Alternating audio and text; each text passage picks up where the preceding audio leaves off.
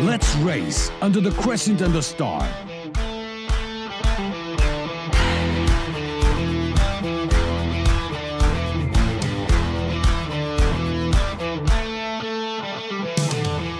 FAI Turkiye Drone Race, September 6 and 7, 2025, Istanbul.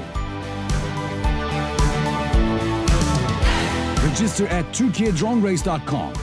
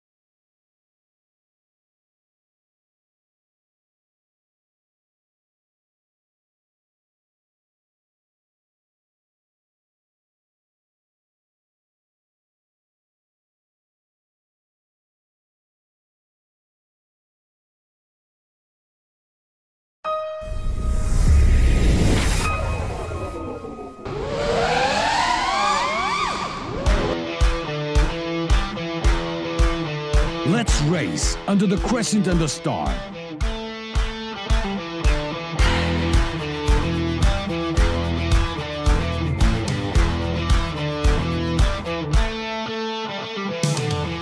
FAI Turkiye Drone Race, September 6 and 7, 2025, Istanbul. Register at turkiyedronerace.com.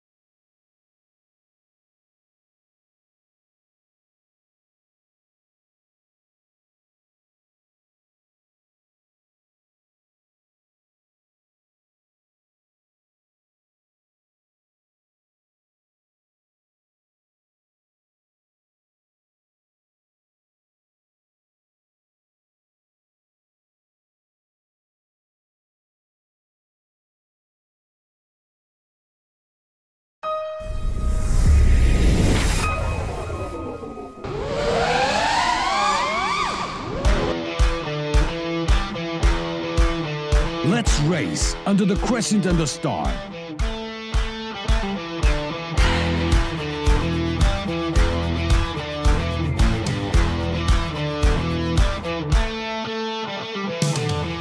FAI Turkiye Drone Race, September 6 and 7, 2025, Istanbul. Register at turkiyedronerace.com.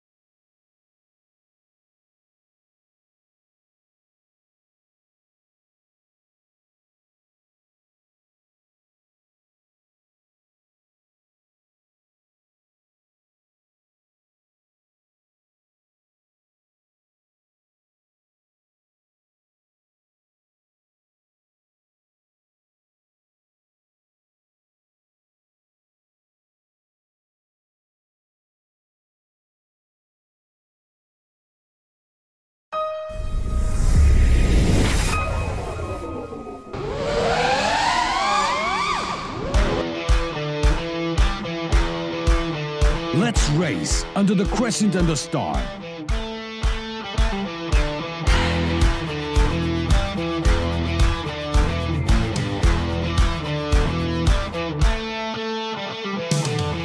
FAI Turkiye Drone Race, September 6 and 7, 2025, Istanbul. Register at turkiyedronerace.com.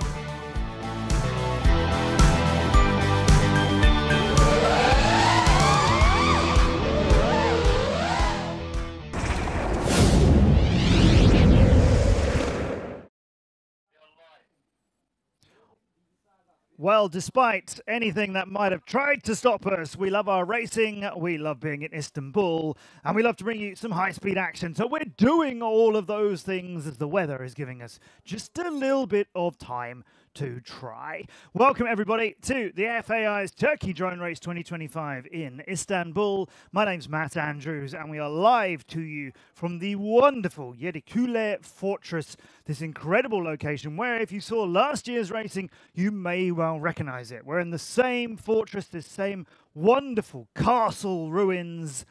Those ruins go, still a lot of walls around it though, but there's many artifacts and so on inside the grounds, and 57 incredible drone racers coming at it as well on a different layout than we had last year. We've only just begun, as we were going to be starting many hours ago, 6 hours and 3 minutes if you like those things, and if you're into drone racing then yes you do. Thousandths of a second are also available. 6 hours and 3 minutes ago we were going to be live with the first round of qualification. Instead, it rained, and then more rain was found, and after that rain rained, then the rainy conditions really began. And rather than doing a weather forecast, as hopefully I can still work in drone racing for a bit longer before I have to go and mime in front of a green screen, instead I will tell you that the rain came, and then the rain stopped, and then the rain fell some more. And then it was going to stop and didn't, then it was going to stop and did, but then started again. So, welcome to the first round of qualification here in Istanbul, which is a few heats in. We so nearly started. I think it was on 3 separate occasions earlier. We so nearly started. So we have begun, and we're going to carry on. The rain doesn't seem to have noticed that it's no longer the only thing in the sky. So welcome. We have had a couple of rounds. No, this is our first round of qualification. We've had a couple of heats. We are on, I think, to about our 4th heat. Despite what it says on your screen, I think we are going to be going into our 4th heat in a moment. There are 57 pilots here representing a lot of different countries. We've got them all in groups of 4 or 5 to make up 12 heats in total. And those 12 heats are going to get as many rounds of qualification as the world will allow us to do today until as late as we possibly can.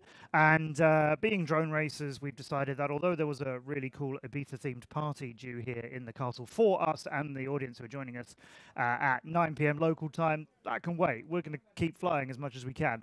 And then we'll be back again tomorrow, hopefully earlier in the day, with some more rounds of qualification and then our all-important eliminations with the top 32 pilots of the 57 who are here going through a double elimination bracket to see who's going to be the champion here in Istanbul. The reigning champion from last year, Nazim Tuzun. He is, of course, racing again, looking to defend his title and in really good form after doing so well at the World Games only a few weeks ago and in other really good races this year too. Can you tell I'm excited that we might actually get to see some racing and commentate about it? I think you can. Welcome, wherever you are. Thank you for joining us, and if you've been waiting all day for this racing, or if you've only just found us, please spread the word that it is happening and we are live, and come and join us for some incredible fun. We have truly great pilots here from many, many different places around the world, and they've all seen some rain, and they're all keen to fly. And the fortress is this glorious, glorious location, and I mean, drone racing's awesome wherever we do it, of course. And if it's inside, that's great. And if it's outside, cool. And if it looks like it's got really nice scenery, great. You know what's even better than that is using it. So we go up the castle walls here. We go around the ramparts in an opposite direction than we did last year, if you saw it last year. And then we come down some stairs through a dive gate, and there are trees. And I've been working in drone racing for over 9 years now, and I've said quite a few words about quite a few races, also including flying under some trees, but only probably back in 2018, I think, in Brussels. We haven't had a race quite like this with trees involved, so we're going under them and between them, and there's some metal trees. I think they're called lampposts. There's a few of them around as well, but the track's all been beautifully designed, and it is challenging. We have a clockwork climbing ladder. We have, as I mentioned, the walls and the trees. We have some split S's, some reverse split S's, all kinds of things back on top of each other. And pilots who've had a chance to fly this in a simulator. So if you want to try your skills out on this track, you can get it on Velocidrone. I think that's publicly available now. This track, I mean. And yeah, you can get this on track and come and have a go. We're doing qualifications for the rest of today. There will be, I believe, at least 5, maybe even 6 hours of qualifications for you to enjoy and for our pilots to do their best in. We're looking for their single best consecutive run. 3 minutes to fly 3 laps. The best time each of our pilots set for a 3-lap run during as many rounds as we can do today and for some of tomorrow as well. That best time is what's going to rank them, and then the 57. Well, everybody 33 and down will watch the top 32 continue through tomorrow's eliminations. There we are. It is going to be heat number 4. I knew we'd flown 3, and I was hoping that we'd verified that 3 was done and dusted, and it is. So, heat number 4 is where we're going to crack on and get some flying underway at last. So welcome to the racing then. This is a really young heat, actually, as everybody in this is 16 or the aging age of 17 years old. Yusuf Kan Yilmaz is a local Turkish pilot and 16. Pen Siyang here from China is also 16. Then we've got the aged master of this group, Daniel Kazimov, who's a 17-year-old pilot from Kazakhstan. And then, let's go back to 16-year-olds. Bengi Bora is racing here from Turkey, and so is Ege Karakosh, who's another 16-year-old. There are a lot of Turkish pilots here, as you might not be surprised to hear. But they're not all teenagers. So, top left, early flying. As you can see, Yusuf underway, giving us our first look at the walls. He's come away from the wall far too soon. Get back over there, get through the gate and around the flag. There's the gate and there's the flag. And now you come down through the dive gate and under the trees as he's doing a nice first job of, but he's just taking it safe before he goes through the bridge and hits the section a little bit later than that. So let's take a look at Benki Bora, who's rolling around as well. Have a look at Karakoch, though, who's missed that gate, gone back for it. Smart move, Karakoch. And this is their first live run here. There has been no practices, no time on this track at all.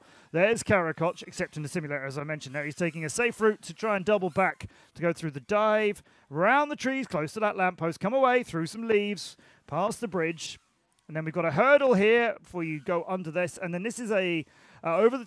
We'll explain that again in a moment. Let's see if we can get it untangled. No.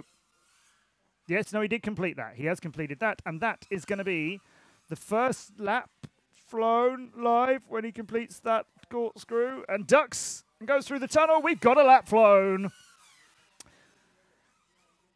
And apparently for Kazimov as well, whose timings are coming in, but not his video. So we'll have to check and make sure. But if the timings are coming in, pretty confident he's doing pretty well. As Xiang Peng has just crossed the line and is onto their second lap too.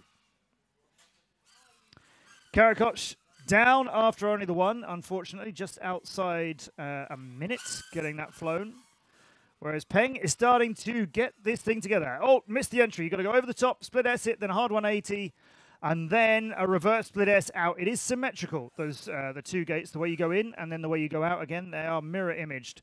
We will see that on many more times. Xiang Peng is coming in with maybe only 2 laps flown, not the 3. Looking like 2 flown here, a 31 second and a 41 second. So they may have just decided, okay, I'm not going to get a third one in these in those conditions. We'll put that down. And or they've miscounted, which is equally possible. Maybe not equally possible, but possible. But we've got, yeah, 3 laps potentially coming in. Okay, no, it looks like we've got a 3rd lap coming in for Xiang Peng. You can see there, I'm only seeing 2 times, a 31 and a 41.76, which was their last lap time. The 27.987 or 8 for Daniel Kazimov. That's a really good first run on this, 27.988. That's the 4th quickest lap flown here so far in 4 heats. Nothing there, though, for Yusuf or Bengi Bora, unfortunately. So there's your first look at how we're going to fly around here at the Fortress. And I think those are getting verified. That maybe it is only 2 laps for Xiang Peng. At this stage, nobody's expecting to get their best run. Although for 1 or 2 of the pilots at the World Games a couple of weeks ago, their best laps were indeed in their first go at it. But there they had some practice runs. Here in Istanbul, aside from some time on the simulator that these guys could have done beforehand, or, as I know some pilots prefer, not to get really quick on a simulator. Maybe you just learn the tangles and the way around. Aside from that, nobody has been flying this track. There's been no real-life practice on this track at all. Would have been nice to have had some practice sessions, but the rain scuppered everything and all the number of quality rounds we were going to have today. So instead, here in Turkey, we're going to fit in as many rounds as we can. And it's quite common that pilots getting their first time, really on a track at speed in their first round of qualifications. And so far, for most pilots, pretty decent start. I don't think anybody's come home with from the first run. I mean, with far fewer drones than they started with. But there has been a bang or 2, and I suspect there's going to be many more. So let's talk about who's coming up next.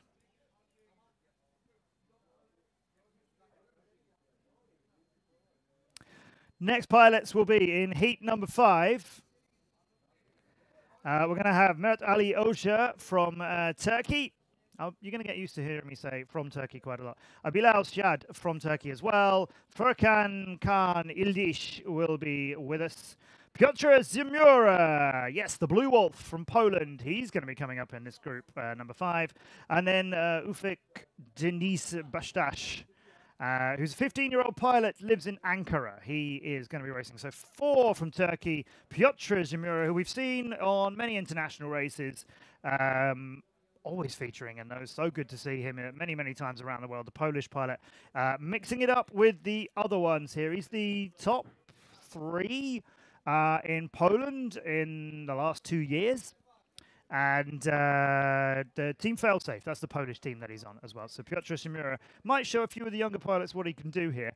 But we're going to have, as I said, Ozer is 24, Shad, who's 15, Ilish is 21, and Bashtash, also from Turkey, is 15 years old. All coming up in the next race. And it's a little bit of a slower start, as you can see. We have had all these delays leading us up to getting anything flown. Pilots need to be now ready. And a few of the guys were asking me earlier on, how many, we want to do as many rounds as we can. How many rounds are we going to do? Can we fit in more rounds?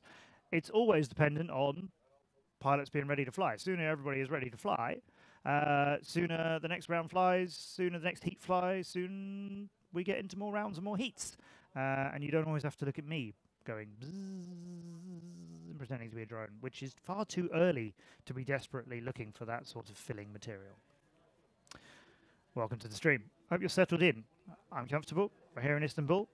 And as long as the pilots keep walking in front of me and behind your view of me, then racing will keep coming. We're going to have some fun. We're gonna have a lot of fun. I miss Artem. Artem, if you're watching, my good friend from last year's show, who was so welcoming and helpful for me in Istanbul.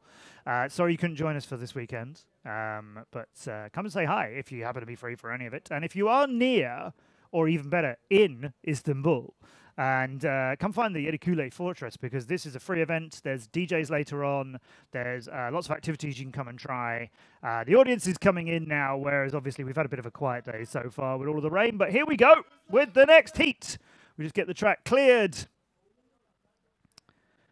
And then our pilots will take their first real look at the Fortress for 2025.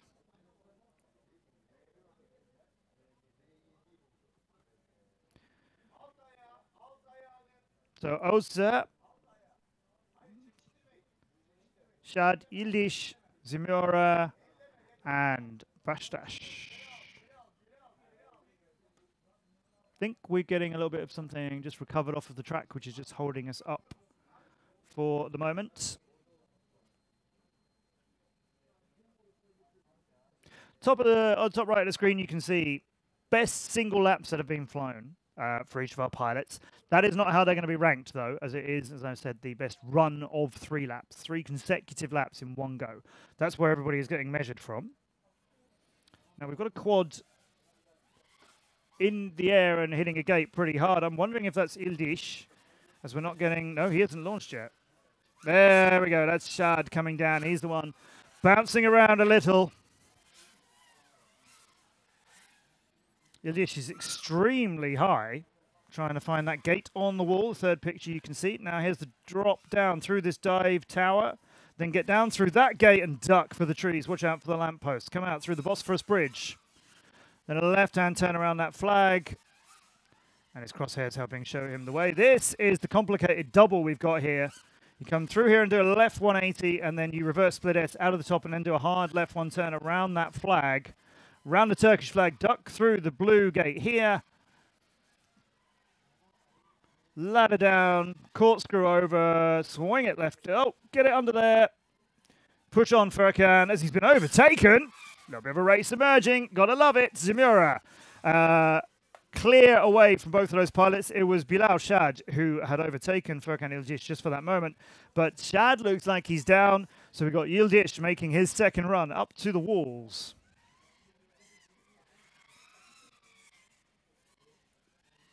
Down from the walls, past the trees. That looks like he was going for the narrowest gap between any trees you're going to find, and that is not the one you want to hit. Try finding the bigger one. Don't hit any of them, but try and find the bigger gap. As he's done. Split S here. Left, split S. Left 180, and then a reverse split S out of it. Go around the flag. Go through our blue gate. That's a better turn from him. Can you thread that into a quick exit here with the corkscrew and get on towards the second lap? Yes, he does. So Ildiş clocking up his second lap time. That's coming through. Meanwhile, Piotr Zimura, while I was just talking to you around Furkan's run, Piotr has done brilliantly there with a 30.9, a 40, and a 32. Pretty solid showing from Piotr throughout those first 3 laps for him here. Furkan, just a bit shaky, just a little bit untidy, but that one's going to get checked. But I think he's completed that set of gates. It was a little bit untidy, which just made me wonder if he'd missed part of it. But he's through the tunnel, and he's now heading to the timing gates. Got to go through it. Just pulled out of that turn. I think it was maybe the smartest move right there, as it looked like he might just have clipped the side of it, and you have to go through. But through he is, and finished. So here are the times we're receiving. So that's 30.9 from Piotr. That's not too bad, is it? That's the 7th quickest time we've seen. Or puts him 7th fastest, to put it a different way, in terms of the pilots. And here's who's coming up next in what will be heat number... Just checking that.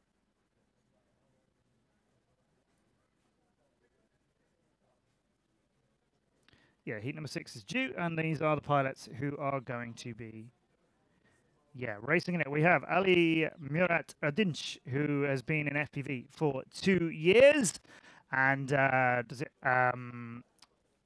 brilliantly. You're going to see what that 15-year-old pilot can do. We have Alp Çetinkol, Kostanur FPV, who's just 12, wonderful little superstar. His nickname, Kostiano FPV, means turtle in Bulgarian, I am told. I'm not going to pretend that I speak Bulgarian. He's 12, he lives right here, and excited to see what this young 12-year-old can do, and he's not the youngest pilot here. Wait and see. Killian, he's certainly not the youngest pilot here. The amazing Killian Rousseau from France. He's 20. He's also incredible pilot who we know from the World Championships, from the World Games, from two-time champion of the Drone Champions League, with 2 different teams, 5-time French national champion. Yeah, keep your eye on Killian Rousseau as he's coming into this. Or if you want to see a watch different Frenchmen, then Trinks will be racing along as well. Tristan is going to be in the same group. And then we have Mustafa Eren Koç, who's a 17-year-old pilot from here in Turkey who's been doing drone racing for ages, 4 to 5 years. So they start them young here in Turkey, and it shows because it is such a great scene of drone racing. And I know I talked quite heavily about this about a year ago here in Istanbul. It's amazing what's happening in Turkey and how many pilots are involved in the league and so on. So it's going to make a even bigger impact. Yes, a bigger and even bigger impact on the world of drone sports internationally, I'm sure. Much like we've seen China do over the last year in particular, the Chinese drone racing scene, a lot of investment, a lot of big things happening there with the Drone Racing Association, DRA, and so on, doing some really big events in China.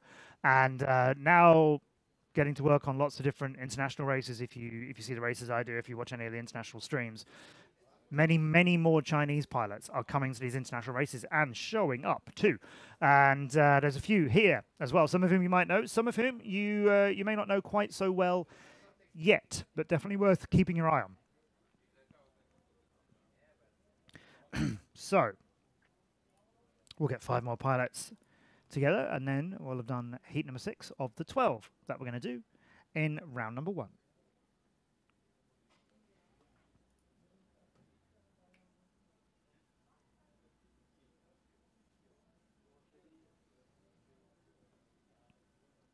So yeah, heat 6 coming up.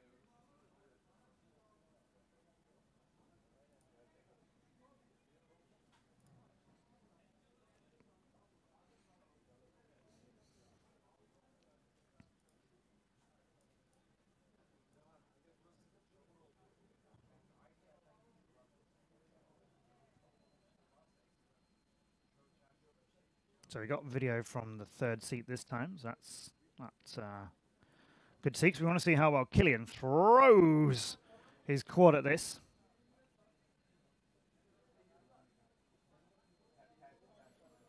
So our Turkish pilots are Edin, Çetinkol, and Koç.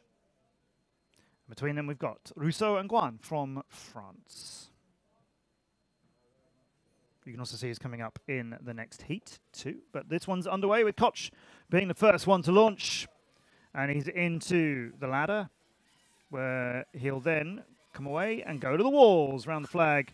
A little bit high for that gate, but kept it pretty tidy. His signal's going away from him, though, as he gets that high. Killian's launched, as has everybody else. Killian passes him on the wall, and in fact is chasing down Alp, I think, although Alp's got just did a little bit of an extra turn on top of things. So Killian, I think, now the quickest. First one to the bridge. Tristan very close to him as well. Alp, unfortunately, after they came down from the wall, is down, but let's see how well they can recover here. And everything is very wet. The ground is very, very wet, so we'll see what Turtle from Bulgaria, as his name is, can do in turtle mode. Killian chews up the corkscrew and then misses. Where are you going, Killian? He's gone back for the... Now, this is interesting. It looked like he was attacking some of the later obstacles. Is he...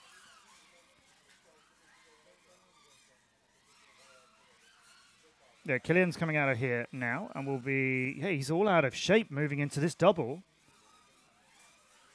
I'm not entirely sure, although I haven't seen anybody thread it that nicely, but I'm not entirely sure Killian got the double gate quite right, but that's what we have judges for. Koç is still flying. You see him just trying to keep this thing alive. It's giving him a few headaches, I feel, but there's the corkscrew as he's now heading towards the tunnel. And then the right-hand turn through one gate, and then the timing gate. And that is a first lap flying for him.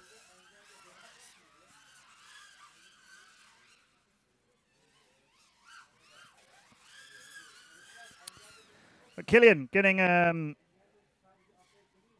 20.9 second lap.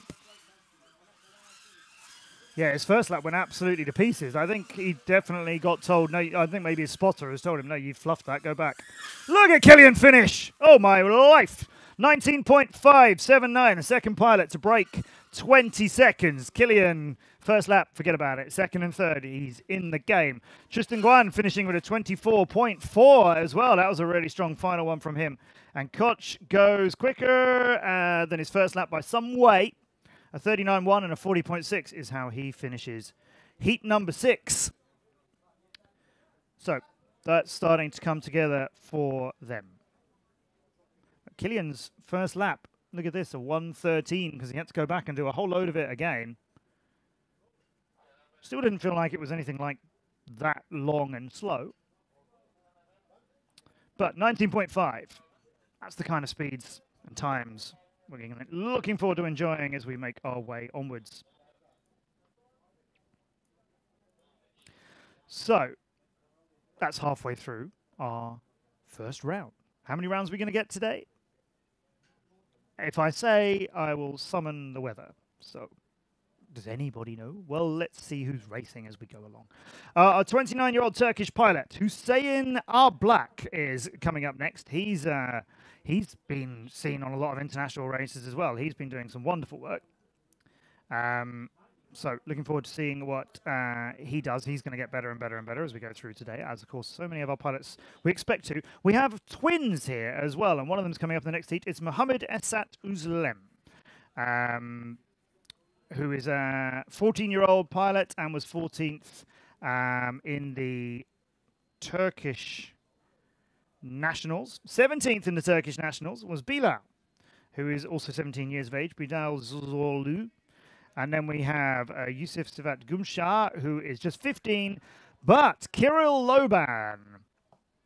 Now, if you've seen the Drone Champions League, and if you've heard me talking about drone racing, you may have heard me mention Valprim. That's Kirill Loban, the pilot who's here from Georgia, is phenomenal and made one of the most impressive debuts I've ever seen of a pilot anywhere in the world when he was on a wildcard team in the Drone Champions League, and gave one of the very best pilots worldwide, Vicen Mayans, my good friend who enjoyed this race so much he won't mind me reminding him of it.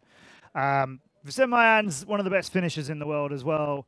An incredible race. I won't spoil the ending for you, but it is unbelievable. You should check that out on DCL's YouTube channel. Go find that one.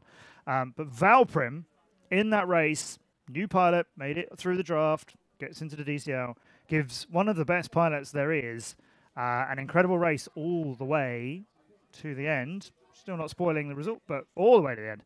And on his debut, of all things, unbelievably fast, immediately picked up by a team. Now he's racing on the team who have the current World Championship title in DCL, Cyclone Racing. So watch Valprim here, and in fact, anywhere you can find him, because that young man is a true talent now, never mind just in the future. Right now, he knows what he's doing. So the 5 of them coming.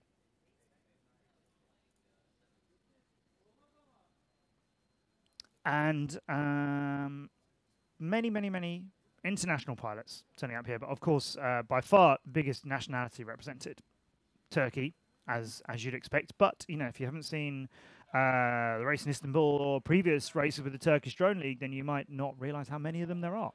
And this country is doing good work. Just in front of me, I can see a couple of the pilots coming up from Latvia who are going to be up in the next heat.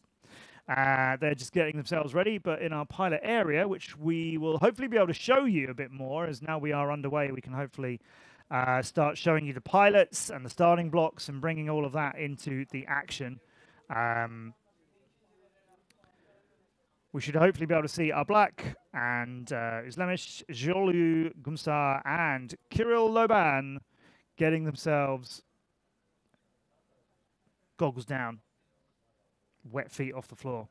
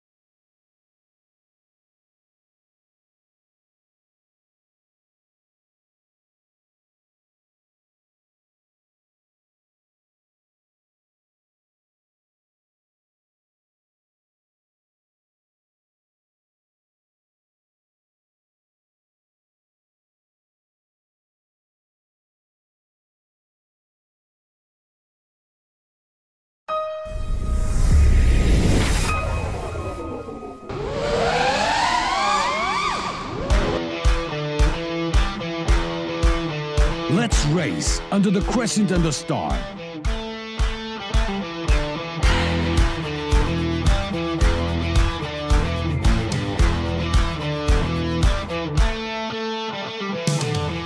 FAI Turkiye Drone Race, September 6 and 7, 2025, Istanbul.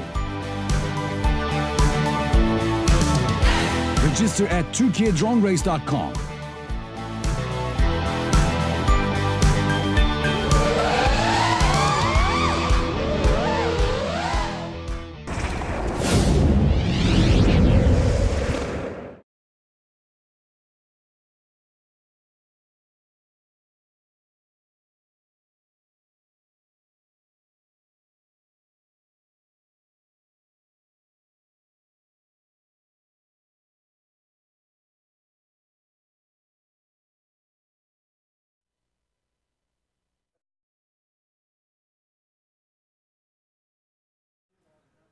So here comes heat number 8 with some of the international pilots you may well know from some of the big races we've had, particularly recently as well. David Spacek is here from Czechia, who we've seen so many times representing Czechia at the World Games, the Riyadh World Cup at the start of this year, last year's WDRC, the one before that. You always see David racing, and I always see him in the eliminations as well. At the opposite end on this lineup, though, Elmars Misevic, the young superstar out of Latvia, who other Latvian pilots, particularly Topi, Thomas Petersons, who's the best known of the pilots from Latvia, he's been praising him. Elmars is here, and he's in great form.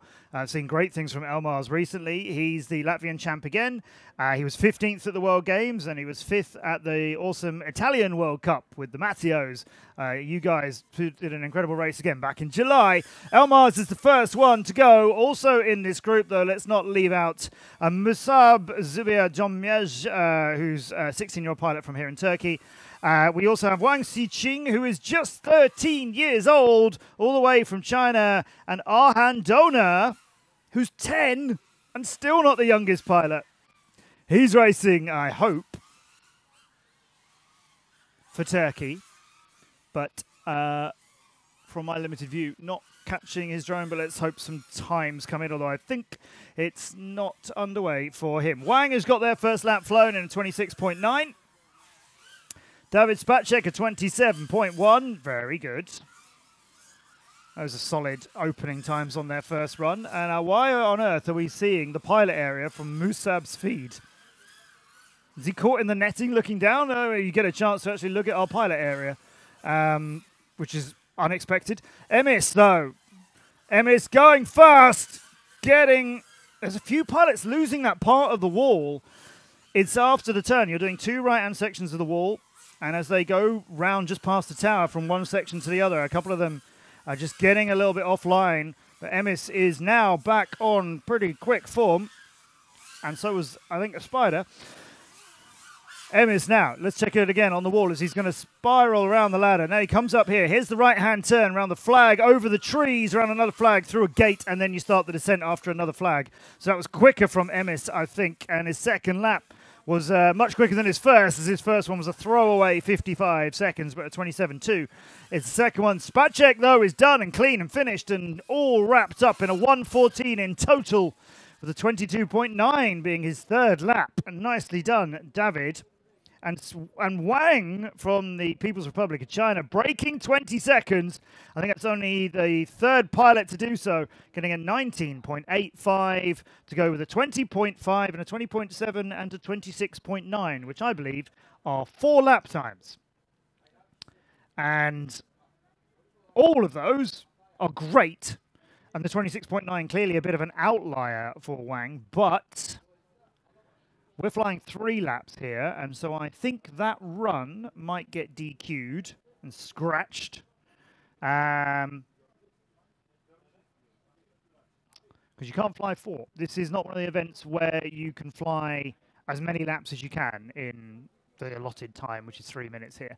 You're only supposed to fly 3. Therefore, Wang getting a 4th lap in if those timings are right. Giving thumbs up to a very, very smiley young child who's coming to the blocks. If those timings are right and they've flown 4, and given the speed they were doing, I think it's possibly right, then I suspect That's going to get scratched from their record, unfortunately. All that means, though, is you come back and do it again next time, and the time after, and the time after. David Specek getting 3 in a 1:14, and that's a single lap is the 6th quickest, makes him 6th fastest pilot. And Emis just outside that with a, like I say, a throwaway first lap, letting his times down. But a 24.2 makes him. I said David Specek has done a 6th in terms of the pilots in their best single laps. Emis is 7th. So that was a close grouping. These pilots are going to be in these groups for a couple of rounds, but then they're going to get changed and get mixed up. So we'll get to see Specek and Emis racing each other again. Here's your 5 in group number 9. Alexander Daskalov, Super Spyro. He's made a really good impact in the Drone Champions League a year or 2 ago. He is good to be seen. He's been very busy with studies and so on, so I'm glad to see the Bulgarian back racing again. Ahmet Alp Atilgan from Turkey, a 21-year-old member of the team of Cappadocia. Studying aviation and autonomous and now shifted to FPV. That's where you need to be, isn't it, Atagan? Make sure you are. So he's going to be flying with Pateris Liepa, a Latvian pilot who you might know as XGG. He's been flying for going on 4 years now. He was 3rd in the Latvian Championship. He put in an incredible showing second this year, I think, in the Latvian Championship. Also coming up, Elif Beza Chinar, 22-year-old pilot who was 3rd in the women's final here in Istanbul last year. So looking forward to seeing how she mixes things up and fights on amongst all the pilots, of course.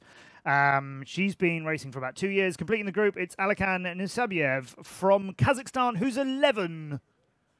And Smiley and Smiley and Smiley and Smiley, like all of these incredible young, fearless pilots that terrify the older guys. Myself not included. Obviously. So, Daskalov, Atilgan, Liepa, Sinar, and Nisambayev.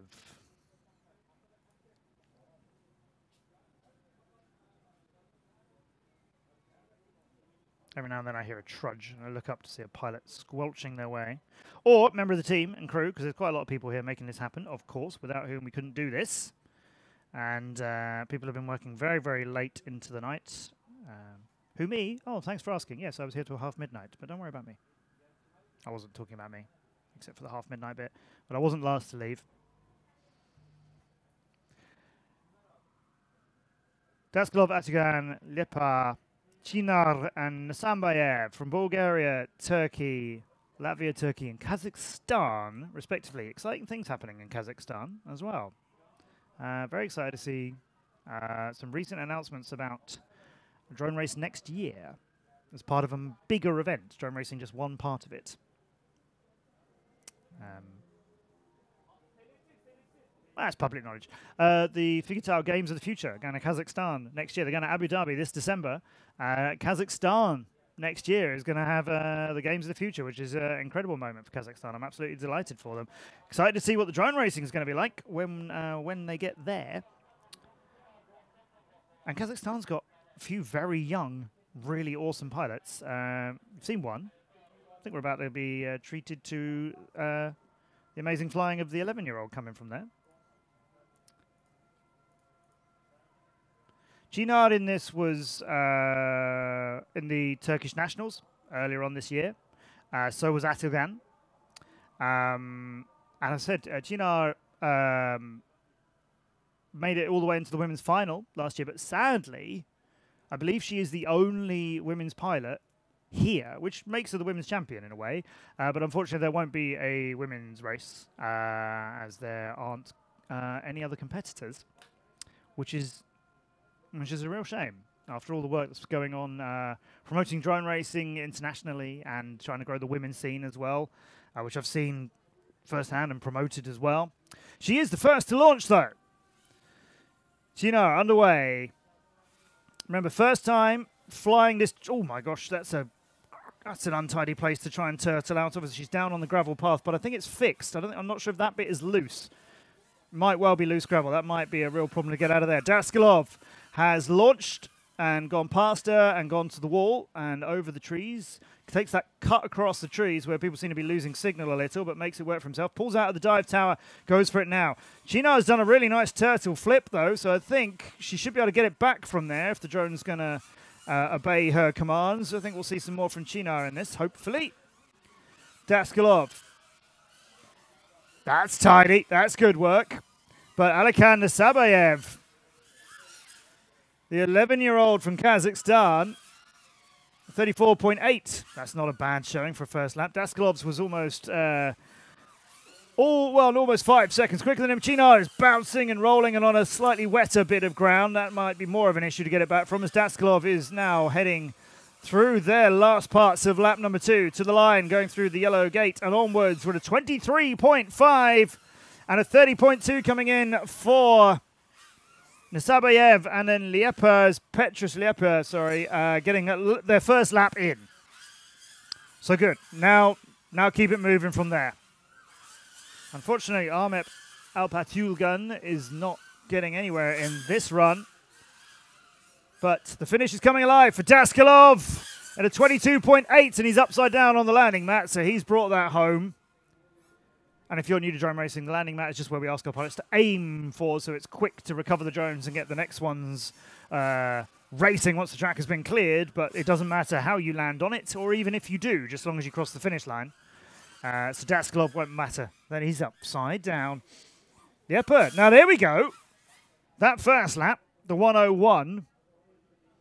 We'll just forget about that and talk about a 23.3 and a 22.0. Right, well, whatever held up Peter on his first lap of that, pushed aside, forgotten about. He's just got the 4th quickest individual lap, I think. Because I'm suspecting then one of our pilots' earlier laps has got scratched, but can't confirm who.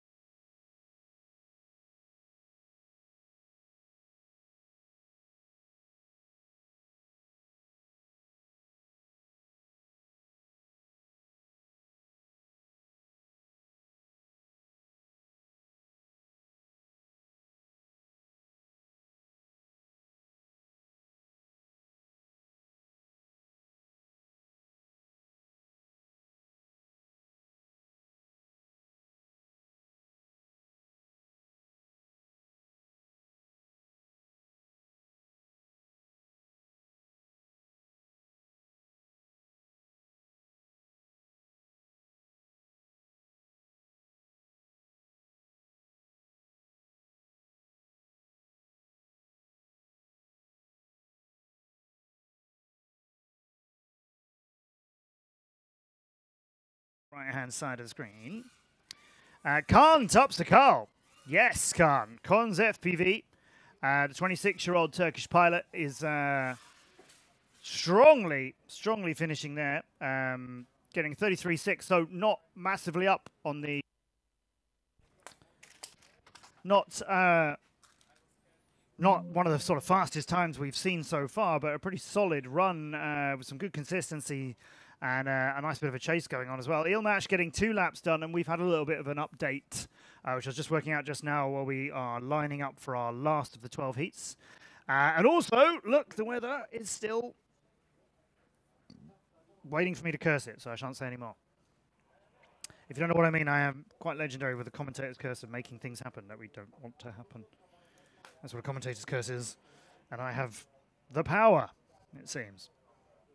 So a bit of an update is due to these changing conditions and the troubles we've had with the weather, and therefore not being able to be certain how many rounds of qualification we're going to get in, the pilots and the FAI and everybody have unanimously come to a decision that we're going to take the average of their 3 best laps whenever they fly them. So it's no longer a consecutive run. These pilots now, every lap can individually matter for them. If you fly a lap and that lap is one of the 3 quickest laps you have flown, then that lap is going to be one of the ones that counts for you at the end of qualification. So everybody is just trying to get the best laps they can, and if you only fly 1 in a round, that lap still might count towards your 3 when all of the qualification has finished.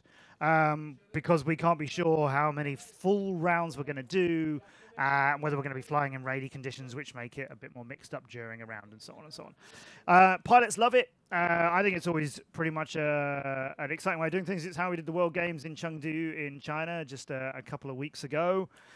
Still feels kind of like yesterday, to be honest, but what an amazing experience that was out there with the FAI and the World Games, and 31 amazing pilots fighting for medals. Yuki won the gold, by the way, if you didn't happen to catch it, and go and watch it all. Not while we're racing, but the live.theworldgames.org is where you can find all of the racing action from the World Games, and it was super exciting for 3 days.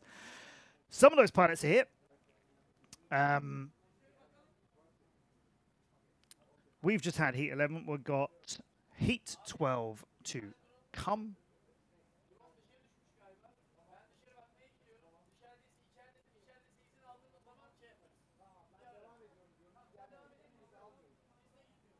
It's going to feature Muammer Tunar Ergin from Turkey. You might know him as Sino FPV, 15th and 46th in the Nationals. 52nd in the Turkish Nationals was Rize's Ömer Faruk Göçlü, who is 21, flies with his university team. And yeah, excited to see more and more great racing coming from him. Dmitry Savinovsky racing here. 7 days is what he goes by. 14 years old, from Siberia, from Novosibirsk, I think. No, Sovnovoborsk. That's right. I've been to Novosibirsk. I think this is different. His very first year in competitive racing. He's only been flying for about a year.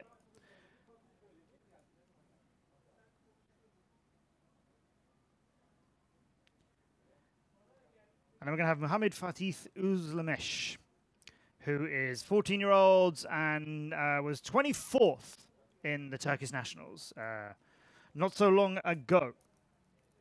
And then when these pilots have flown, we'll have had everybody have their first go on the track. We do have, let's say, 20, excluding the pilots that haven't flown at the moment. Let's say we've got about 15 or 16 pilots that haven't managed to get a lap completed. But first round of quali, that's just a normal kind of thing. That's not a surprise. Best time we've had, Denis Zarel has done a 16.175. Killian got a 19.5. We have Nazim, as you can see on screen, in a 20.04. And then the young Chinese pilot, Wang Xixing, 20.51. And very exciting to see the laps they're going to keep giving us. And Peter, we should call him, 22.06 was his best, and the second lap that he got was not far behind that as well. So what you're seeing on screen are the best individual laps for each pilot to give you an idea of their ranking. But it is the 3 fastest laps averaged that is what's going to rank them for qualifying. And that is going to be tomorrow. After we've got underway, we're going to have, I believe we're aiming for at least 2 rounds of qualification tomorrow. And given that it is 5:06 here in Turkey, we've got another at least 4 hours of qualifications to happen today. So, few rounds of qualification, and all of the laps have an opportunity to matter for that pilot. So come out and get them as quick as you can. And, you know, that might sort of raise some questions. I was chatting with some pilots earlier about what's good. Is it consistency, or is it just a fast single lap? Let us know your thoughts. Send me messages on what you think is the best way there. I'm a bit more of a fan of consistency, if I'm honest, but they both work. If you can come out here and do like an incredible first lap on one run, and an incredible first lap on another run, and an incredible first lap on another run, that might get you a really good qualification position, but it'll probably put you in a matchup that you're not ready for. Because if you can do a single really fast lap, but not 3 of them, that's going to be no good when we go racing in the eliminations and you have to fly 3. So I think it kind of works out in the end. My producer's just waving at me. Now he's walking off with a smile. Job done.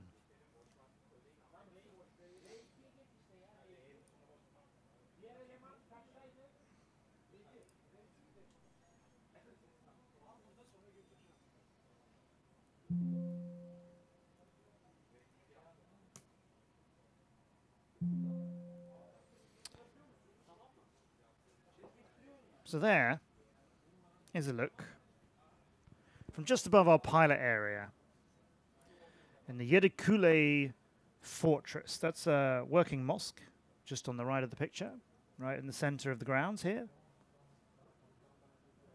On the left are the trees that I don't think anybody's had a really big crash into yet.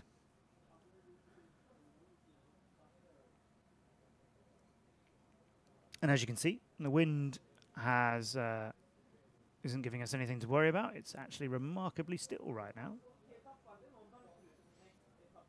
Except for the one banner near the mosque, which decides to try and prove me wrong.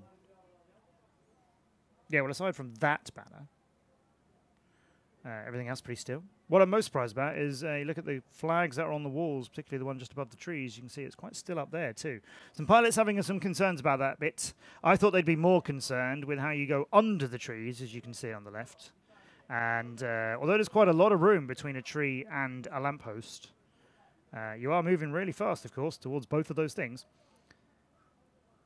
What's giving our pilots a little bit more concern is over the trees. As you try and cut that corner from one flag to another, you can go over the trees, but that's giving a few video issues that maybe the pilots weren't anticipating. If you want to try and cut that corner, and I don't mean cheat in any way, if you've gone through certain gates and around flags on top of the walls, then how you get to the next one is fair game. So they can go over the trees and sort of cut off that right angle. There's no need to go all the way to the tower in the corner and then away from it. But yeah, some video signals are complaining a little bit about that. So deal with that as you will. That is a shot there of our landing pad hovering over a pilot's head. Just hovering right there.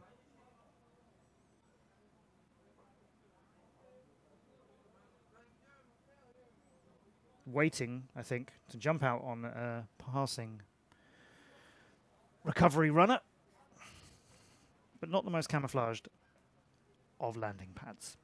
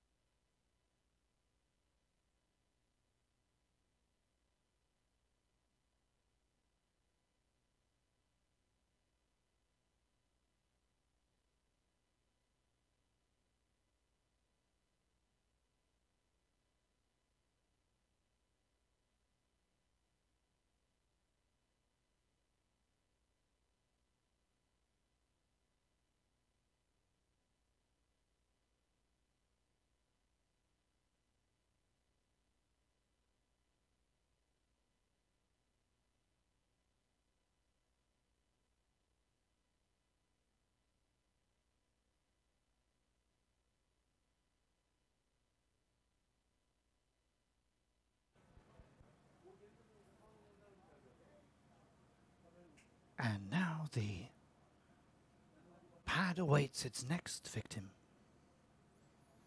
Maybe it's covering a giant hole. Like a coyote moment waiting to happen.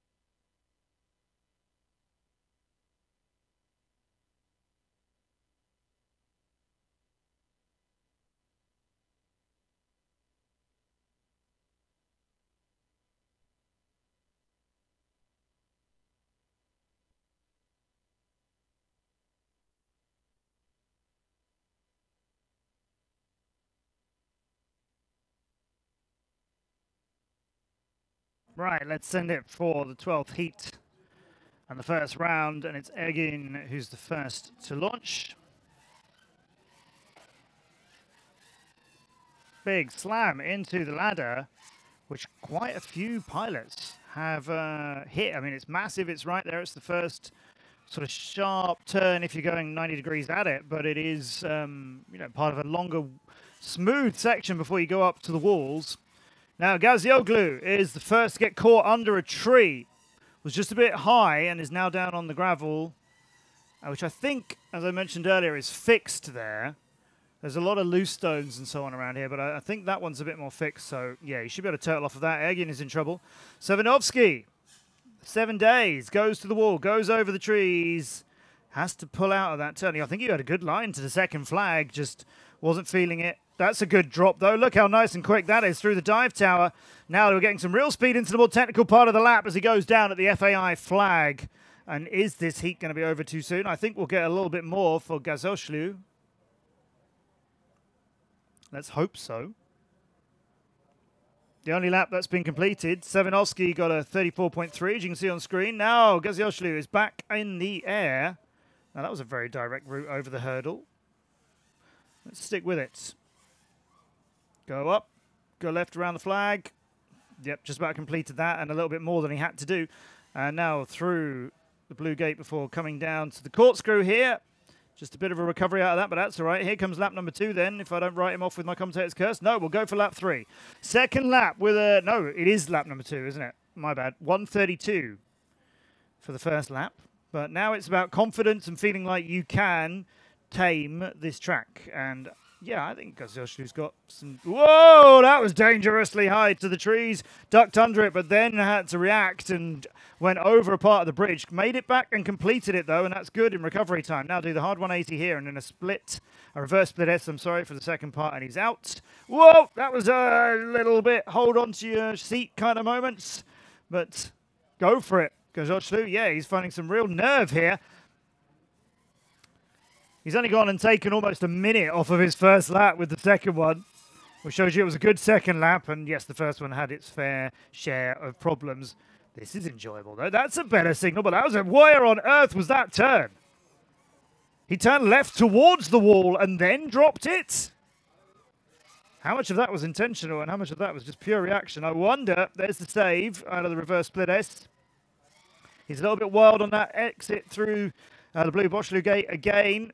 But it's quick, isn't it? Let's find out. So, the timing comes in at a 35.5, but it is possible that that's come by him just going the tiniest margin outside the finish gate. Did he go through? Did he go around? Really, really hard to tell. So that'll get verified to make sure it's 35.5 or not, depending on which side he went through or didn't. But 37.9 prior to that. Dimitri got a really good lap, 34.3. So that will count for them for now. Like I said, it doesn't have to be a completed run. Now, the conditions have meant we've changed the format a little bit from when we began. It is now the 3 best laps you fly, whenever you fly them, and it's the average of those as opposed to one single run. Hopefully, we're going to get many completed runs in between now and the end of today, let alone when we go qualifying again tomorrow. But because we can't be certain because of the odd weather conditions, we are making it the average of your best 3 laps. We've got a rerun. We'll have a heat 13.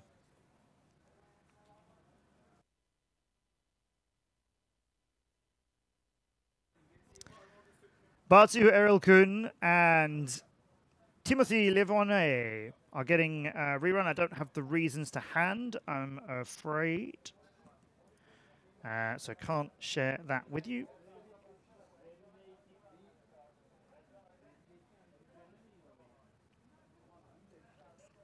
But it means that they've talked to the judges and flagged up that there was an issue with their runs, and that's been considered to be not their fault, and therefore a rerun is granted. That's pretty standard if you know your racing.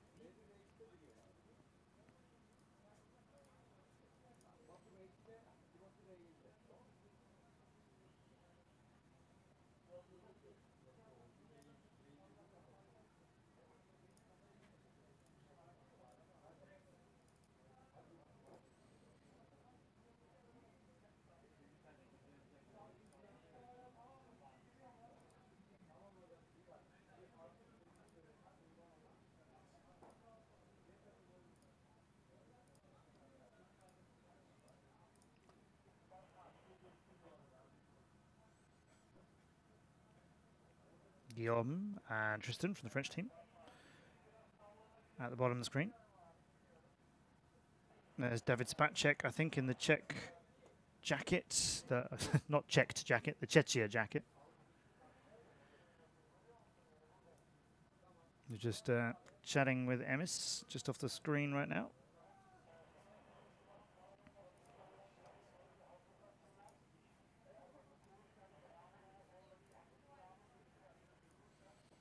Yep, Emis and David.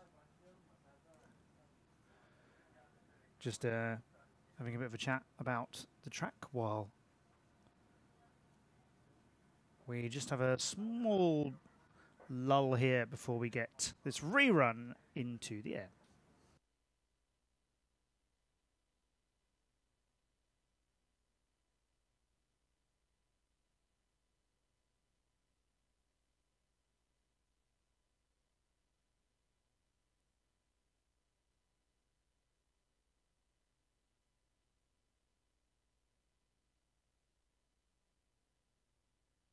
All right, here's our rerun. Batu and Timothy.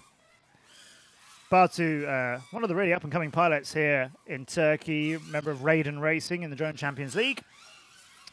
Timothy, he's not just a great flyer, he's also fantastic at organising things like the Paris Drone World Cup. Good work. Made sure of telling him earlier on, as that was a fantastic event.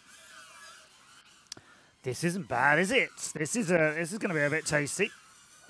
22.2 for Timothy, 22.4 quickest on the first laps. Timothy, for now. Batu, though, it's getting a bit cozy. It's getting a little bit tight. Batu won't be following up that amazing first lap with a second one quite as good as Timothy improved. 20.2. He's taken 2 seconds off his first lap. I was a little bit unsure, and that's another one of those extra turns on the walls. Somebody isn't quite sure that they've made it around the final flag before the dive, so he went back and got it. Now Timothy through the tunnel, and the third lap is just outside his second one, but it looked so good at 20.4. Quickest being a 20.2, which has got to put him, what, third, fourth? No, Timothy Levon fourth.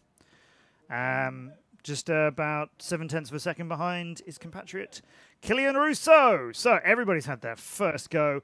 We've got 33 pilots getting at least a lap. So we've got 23 other pilots to try and get themselves into the runnings.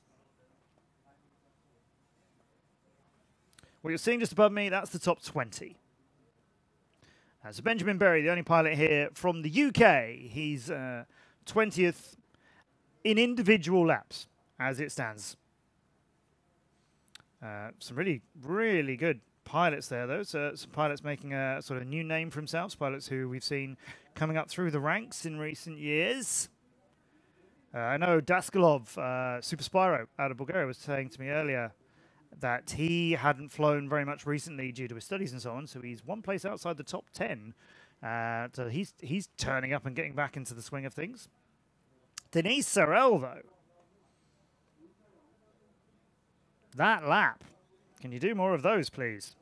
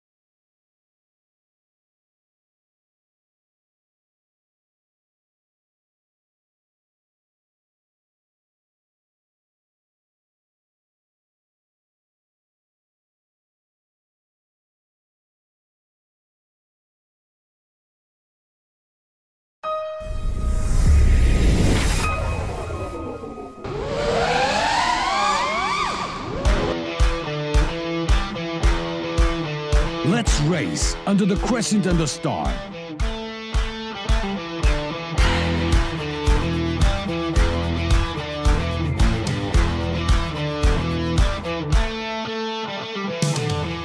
FAI Turkiye Drone Race, September 6 and 7, 2025, Istanbul. Register at turkiyedronerace.com.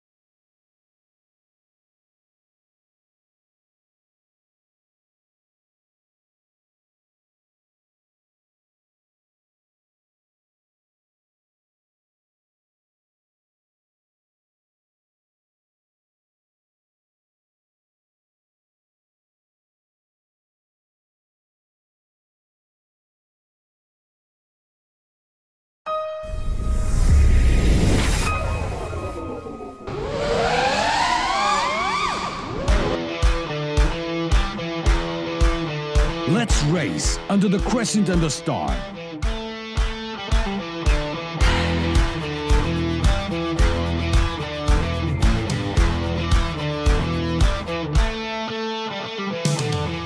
FAI Turkiye Drone Race, September 6 and 7, 2025, Istanbul. Register at turkiyedronerace.com.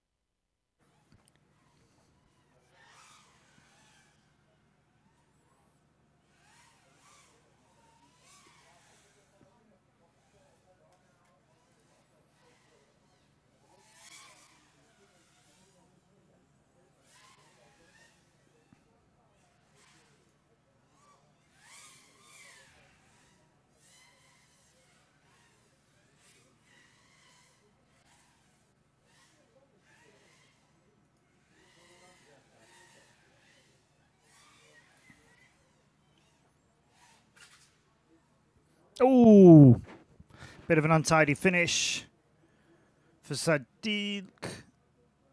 Maybe coming back. Go on, get it to the line. It's only a couple of gates ahead of you. You've flown the 2 in a 55.7 and a 53.5, but that was very fast. He's keen.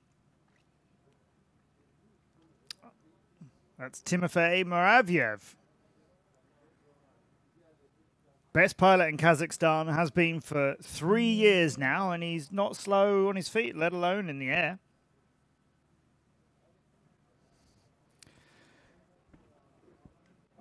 So we're into the second round of our qualifications.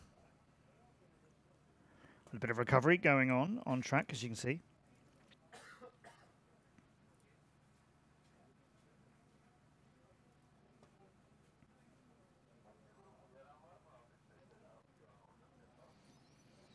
And we'll try and get a lot more action to you. This is the FAI Turkey Drone Racing World Cup for 2025, live to you from Istanbul and the Yedikule Fortress. I'm Matt Andrews. Welcome, everyone. We've had a very, very wet day without very much of anything in the air other than rain, which rather selfishly wanted all of the sky to itself. But the rain has passed for now. I'm stopping just then because I thought I may have just heard an extremely loud rumble of thunder. But let's just assume that's a DJ setting up for later. I hope that was a subwoofer going a bit wild. Because we'd like to keep flying here and show you some more of the qualification of the first part of our weekend. It's 57 pilots here in the Yedikule Fortress, looking to be the champion here of the FAI Turkey Drone Racing World Cup for 2025. The reigning champion and the Turkish champion, Nazim Tuzun, he is here as well. But we've had one round of qualification. That's all that's happened so far after so much rain. And we're going to be going on for many more hours yet today, and then with you live here from Istanbul throughout all of tomorrow, when we'll be doing a couple more rounds of qualification before we get into the all-important eliminations. And the way this is all coming together is because of the changing conditions and no guarantee on how many rounds of qualification we're going to be able to do because of the rain. Did I mention the rain? We are going to be taking our pilots' 3 best individual laps whenever they were flown. Not a consecutive run, as was the original plan, but instead their 3 best individual laps whenever they flew them. Those are going to be averaged. That is going to come up with a time. That is how our 57 pilots are going to be ranked after the qualification finishes tomorrow. And then the top 32 of those will be going into our double elimination series throughout the rest of tomorrow to find out who's going to be our champion here for 2025. So one round of qualification has been flown. Some good times, but almost going on for about half our pilots not managing to get 1 lap flown on what is a quite technical course. Interesting track that's been designed here using the local features, which you've got to absolutely love that they've done that and got permission to as well. It is centuries old fortress that we're racing around and not yet smashing to pieces with drones. We left it all standing last year, and fingers crossed we do the same this year. There are some trees that are on our track this time though, because we're racing in a different part of this open part of the fortress. The audience coming in now. We're getting a growing crowd here, which is fantastic after the rain stopped so many things earlier on. But we sat it out, we got ready, and then we got flying. So one round of qualifications being flown. Second round is underway. We've just had the first heat of it. And I think we're about to have our second. Or maybe our starter's just getting a bit keen to make his laptop make noises. I hope that's what it was, because I've just seen Batu Erilkun from Turkey walking past. There he is at the bottom of your screen with his goggles on. And he's meant to be in heat number 2. So I think the starting tone I just heard went a bit early. There's a little bit of haste happening towards the right-hand area, which is this lovely little pavilion kind of thing. That is our pilot area. It's part of the features here. And we're using it as our pilot area. And if you look at the roof of it, those are dragon scales. That might not be true, actually, come to think of it.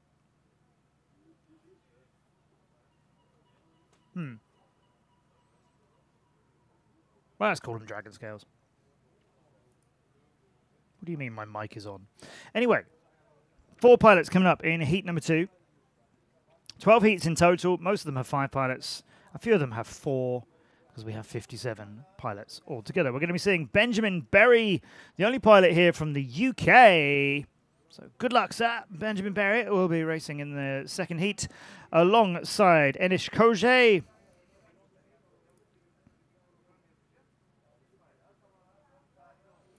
Batu Erilkun and Daniil Tulstukov. And on the right-hand side of your screen, you can see our top 20 pilots. That is basing them all on their best lap. So that isn't necessarily the order by any means, not only because we have many more rounds of qualification to go, but also that is basing, that is ranking them on after their first round and the laps that they managed to fly. As you can see, a couple of our pilots starting to get 2 laps into that counter. Let's see if we get some more here. Benjamin Berry, the first one to launch. The chef, he says. And away around the walls they fly. Now here comes the drop down to the dive gates. The chef makes that nicely. Hard left turn under the trees between the posts through the Bosphorus Bridge, based on the real-life Bosphorus Bridge here, which is a massive structure. This is a rather small version of it, I hasten to add. It's not a tightrope for bridges and cars. Anyway, the chef through the tunnel, makes the turn, goes on to his second lap. That looks like a solid first time. It's a 28.8. That's a very good, strong first one for Benjamin Berry. Daniil Tulstukov now across the line. Georgian pilot in 34.5 seconds. And unfortunately, we don't seem to have anything from Kosh or Erilkun, which is a big surprise. But we did see Batu running to the blocks, running to the starting area a little bit later, so perhaps he's having a few technical problems. Jazz Mutant got completely lost on the bridge there. I thought I'd call him that at some point.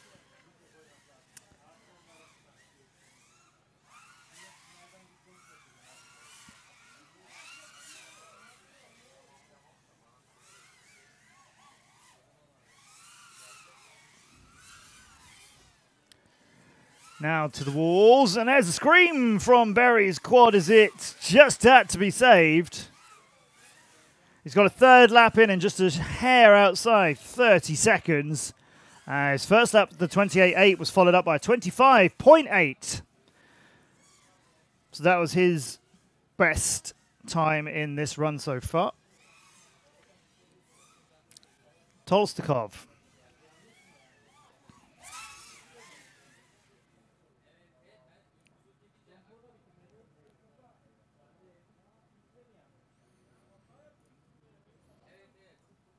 .32.8. His third lap.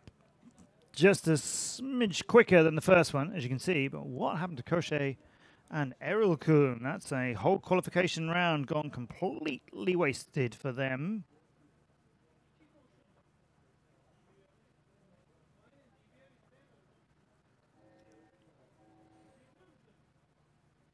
As the quad is being recovered, just off the main straight.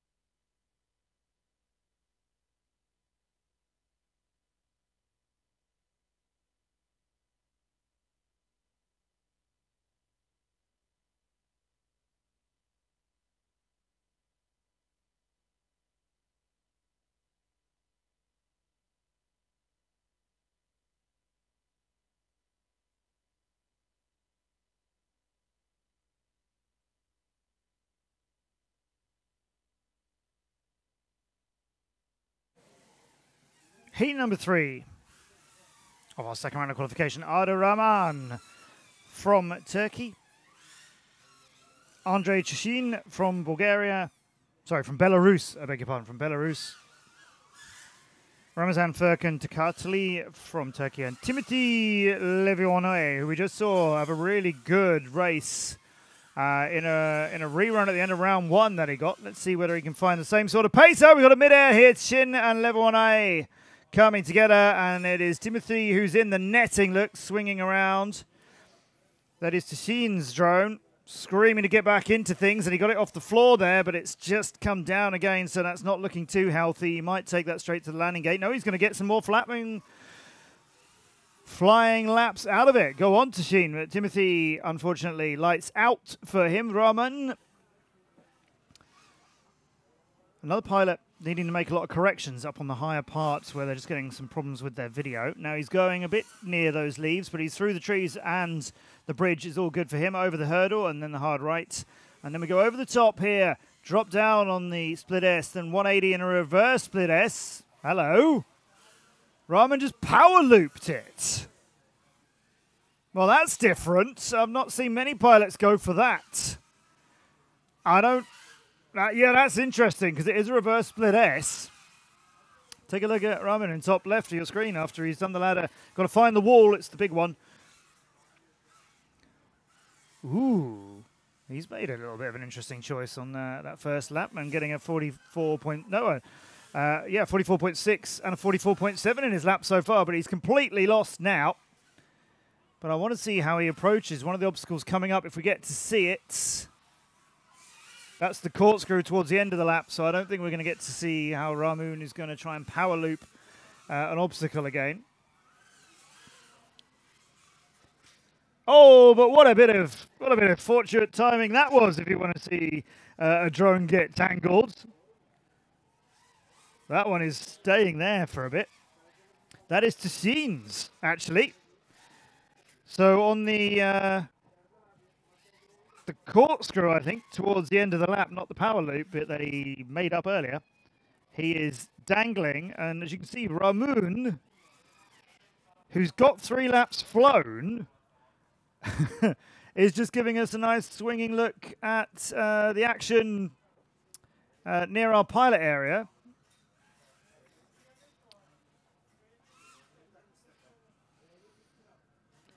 Takatli getting caught on the dive gates. That spun him out.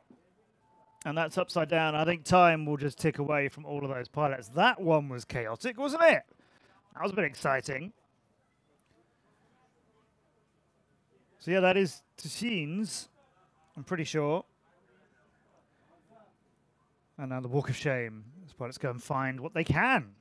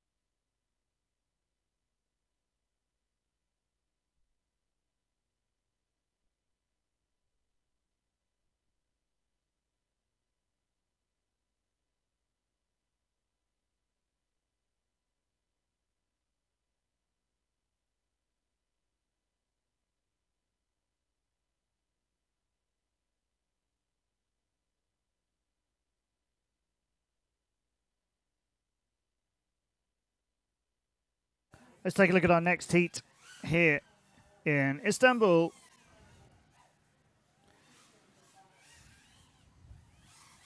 Mert Ali Osha, Bilal Eben Shad, Furkan Khan's Ildish, Piotr Simura, and Uch Denish Pastash, who is giving us all kinds of snow. Not what he or we want to see.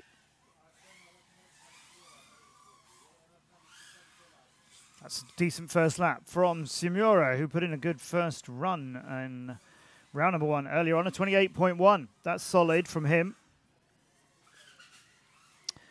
In fact, yeah, I think that might be his best lap time compared to any of the ones he flew in round number 1. So let's see what he can do and if he can keep stringing a few of these together.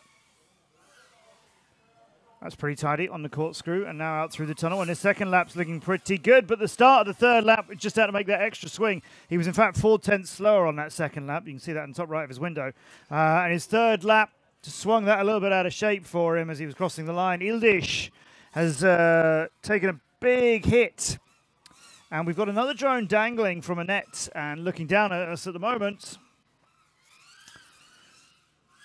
But now starting to find a bit of speed. It is Zimura getting that third lap in. And after messing up the turn and begin it and having to save it and do an extra spin, he took a second off of the second lap with it. A 27.6 by far his best.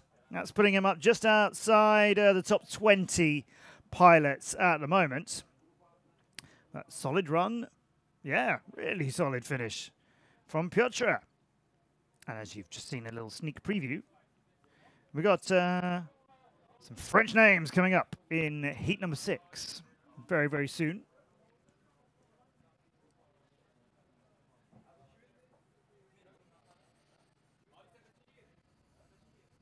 That's Piotr.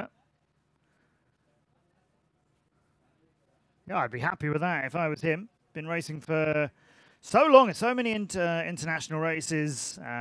Top 3 for the last couple of years in Poland. He's also one of the FAI technical experts in drone racing as well. As in sort of officially accredited by the FAI with their drone racing rules. Doesn't make any difference to him being here at that competition, but I think he's, you know, advisor on rule sets and future things and so on like that. I won't pretend I know all the ins and outs of the meeting stuff. The words I'm familiar with are the ones that fall out of my mouth as I say them. It's usually the first I knew they were coming too. Got some running down the main straight, but in the wrong direction if they're trying to get a lap time in. And well, this is sort of the furthest point from our pilot area on sort of the last area of the turns. And look at that, it's a 4-man battering ram approaching the fortress. As they move in, ready to scale the heights. Is it a siege ladder? Is it a battering? I know it's a ladder. Is it a siege ladder? Is it a battering ram? As they attempt to knock down the castle walls. Oh no, it's just get a drone back, isn't it? So we're going to see some formation ladder work here from the local ladder display team. Excited to see their moves as they're ready now to begin. There we go. It's the opening of the ladder. Just a little bit of side step. Nicely done. And then a little shuffle there, a little backwards movement. And now we go to the side and we dangle it dangerously over a man who had absolutely no idea. Of course, it's not quite over him there. But it was exciting and it raised a little bit of tension. That's sure to score highly with the judges. And now, is it the fortress on a lean or is it the ladder? They go for their big display move. The gymnastics team here. Very exciting in this ladder display. Just preparing themselves for what is surely to be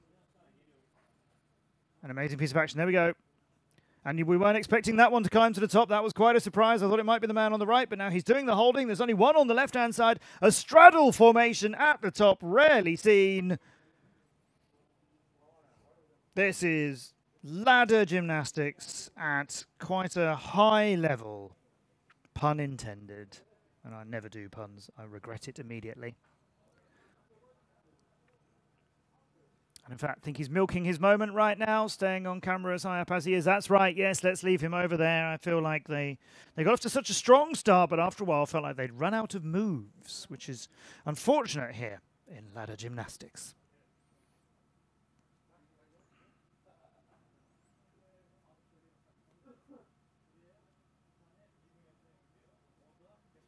Oh, okay, well, we're having a review.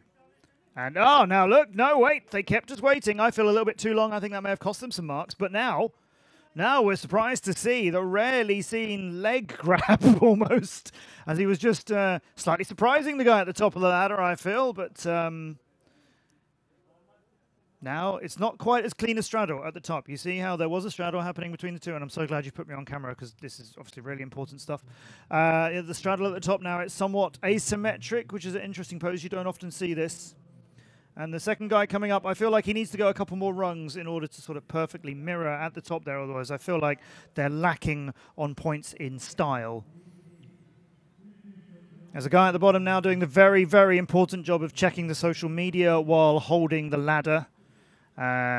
Really, really multitasking team here in the ladder event. Look at that left hand from his, showing almost a determination to hold on to that ladder at whatever cost, but not quite going through with it. Oh, and in fact, the hands come off. Look at that now. It's not two-handed social media. And they've put that away.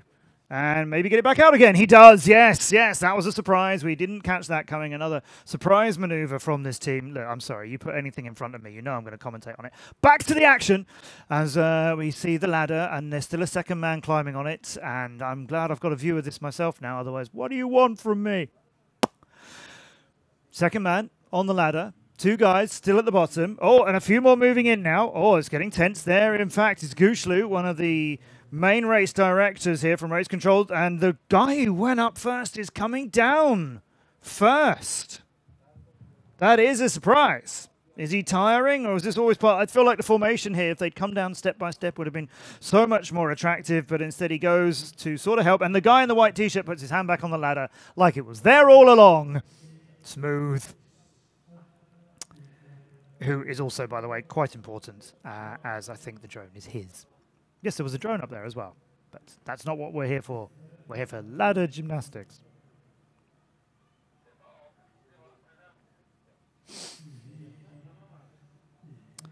So now they return, and we'll go to the kiss and cry area, which is a genuine term, by the way, in gymnastics and dance sports. If you've ever seen anything like figure skating or gymnastics or competitive dancing, and if you haven't, maybe watch the World Games where I was actually commentating on professional dancing as well as drone racing. They have a thing called the kiss and cry area, and the kiss and cry area is a big sponsor board that the couple, pretty much always couple, go over to and stand in front of and wave at people, and oh yeah, we did really, and then they wait for the judges to give their scores for artistic impression and synchronization and choreography and so on like that. And they call that the kiss and cry area because usually there's a little bit of a kiss involved, and then they wait, and then they blub, hopefully with happiness. Inside World of Television, brought to you by Matt Andrews. It's true. So 2 French pilots in the top 20. Kylian Rousseau, second. And Tristan Guan down in 17th. 5 seconds between them. And another French pilot in between two as well. By the way, that's Benjamin Berry, one of the newer pilots in the UK. Well done to him. He's only been racing for about 8 months, and he's already attended more international races in those 8 months than I can't think of another British pilot who's attended as many races as he has in their first 8 months. And unfortunately, in too many pilots' cases, in their racing time, because I've been telling the UK scene, get overseas and go and take part in international races. We love it. We do get international pilots come and take part in some of the British races, and even at things like the British Championships as well. And they're fantastic. And I've been saying, Brits, like, go over there, go and take part in other races. You go to these amazing locations. I've had the privilege of representing UK drone racing and the world of drone racing all over the world. Come and see how cool it is, and it is. So well done Benjamin Berry for going around Did you hear that noise, or was that just me? For going around and turning up well here, actually. So I think I'm pretty confident we'll see him in the top 32 when we get down to the business end of the eliminations tomorrow. There's all kinds of noises and things happening, but unfortunately right now none of them are squeals of drones, and the only ones we've been looking at for a bit are in nets. I think we should bring out Heat 6 personally, but I'm not in charge. Sorry, for a moment then I forgot that I'm not the only person here. You're here too. Aren't you?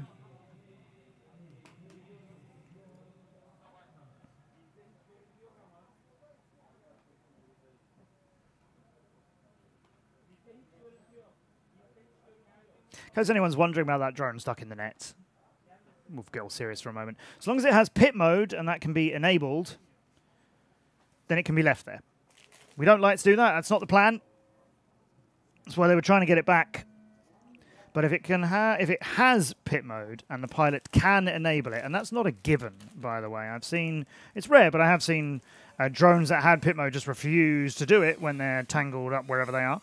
As long as it can be enabled, which it clearly has been, then that channel is now free for us to use for racing, and so we carry on, even if the drone is still there.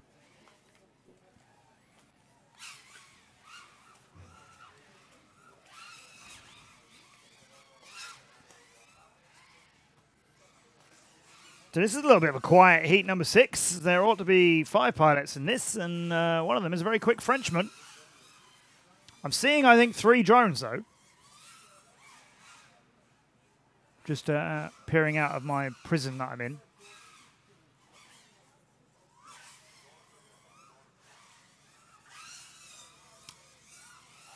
Looking at the timings, though, I'm only getting 2 pilots coming in, and they are Tristan and Mustafa Eren Koç.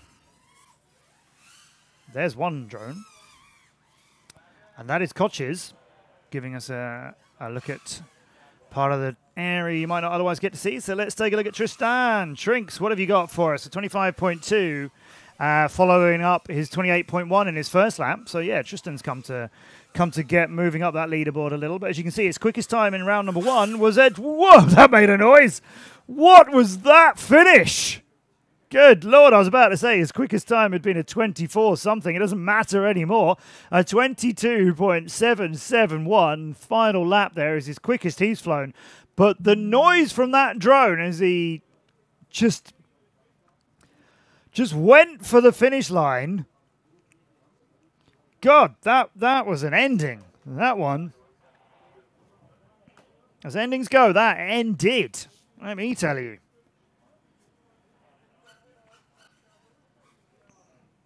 Which is why he's taken a whole massive chunk out of time there.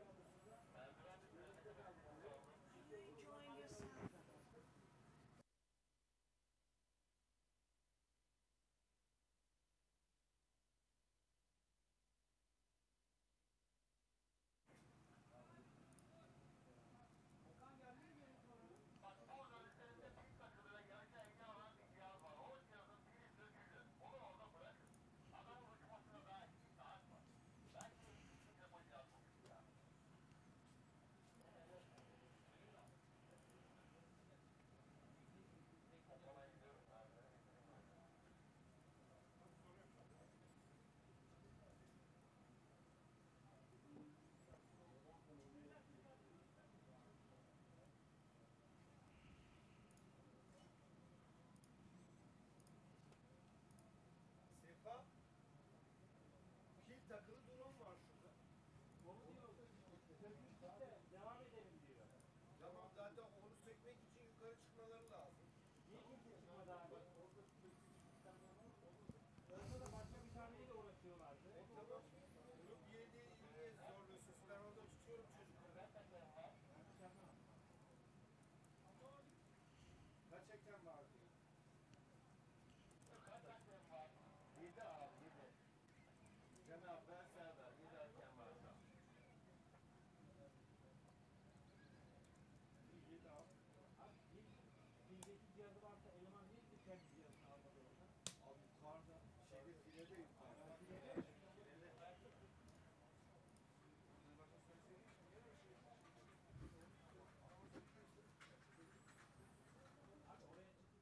Abi oraya çıktıktan sonra söksünler tabii ki. Niye sökmesin? Ta yukarıda bize yani.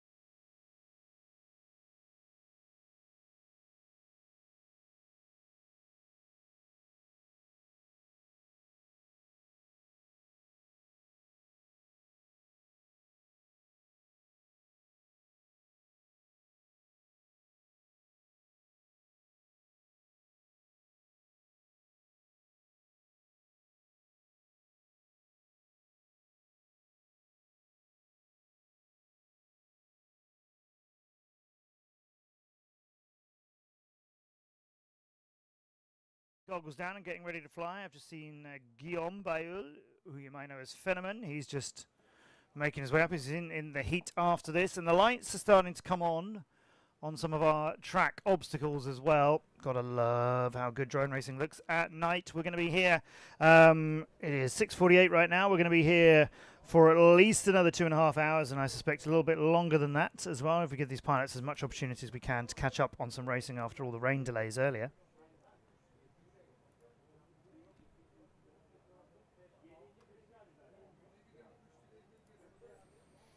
So we're going to get into some night flying as sunset is around 7:45 here, roughly in an hour or so, although here in my space den, getting a bit darker already, as you can see, as we're settling in for the nighttime show.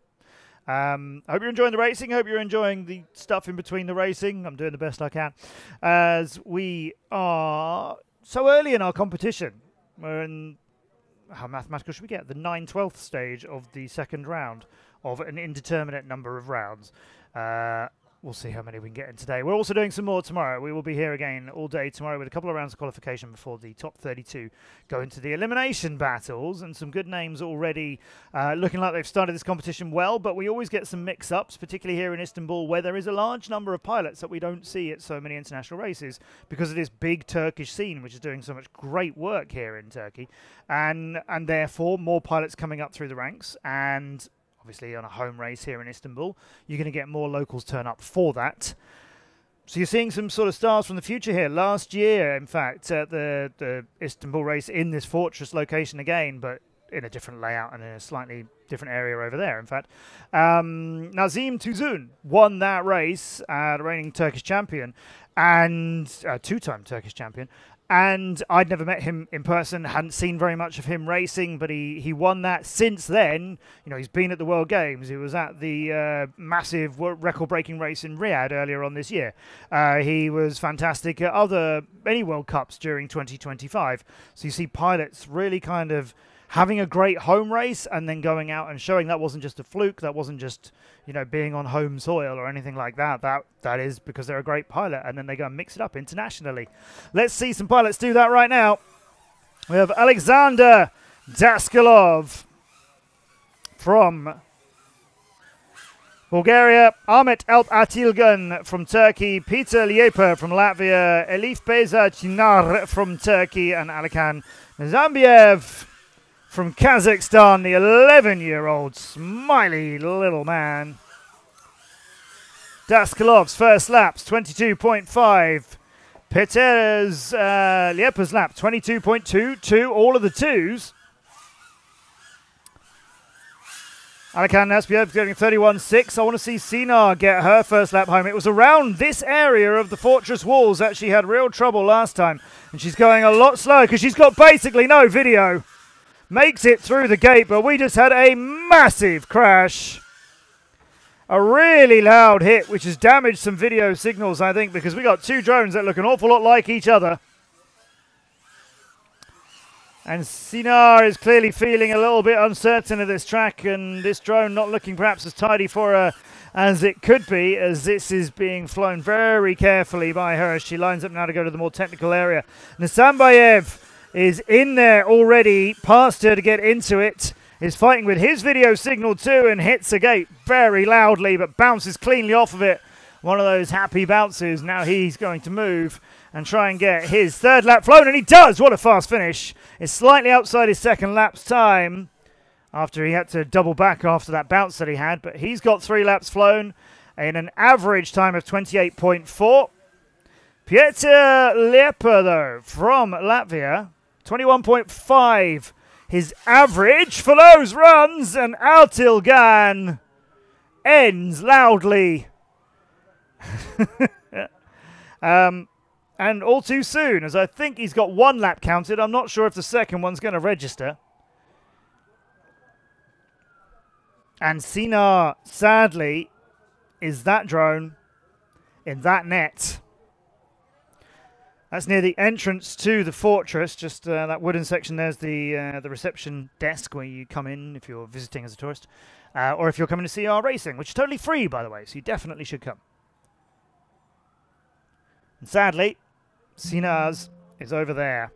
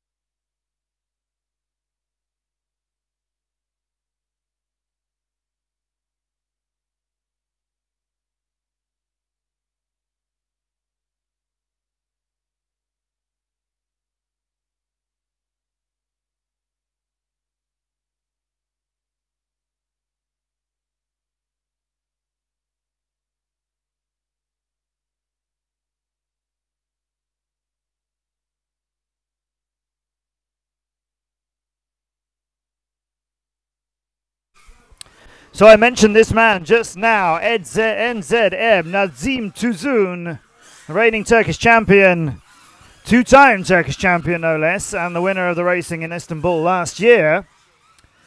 Well, he knows how to fly wherever he is, and here on a home track. Different layout to last time, but of course he would love to show us another win, and a 20.7 puts him up into the 4th quickest time we've seen.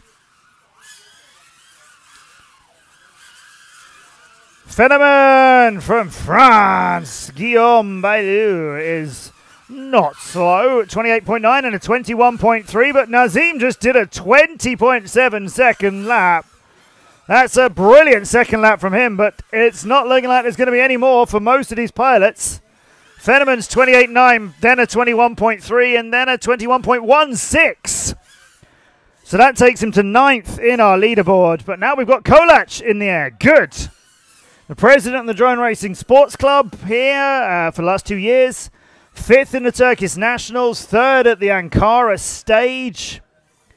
Been racing for 5 years, but again, another pilot we've not seen many appearances from in international races outside of Turkey. And Aaron has got 3 laps completed there, and a 37, a 27, and a 29. So a strong showing from them. Nicely done. Long Ching Peng as well, my good friend Long XL. What a brilliant character in drone racing he is. Everybody loves this man. 21.751 is a new really good time from him, but he only got the 2 laps. That was the quicker of them. So 2 more heats, and then we'll have finished our 2nd round of qualification. There's Long XL, just at the bottom of the screen.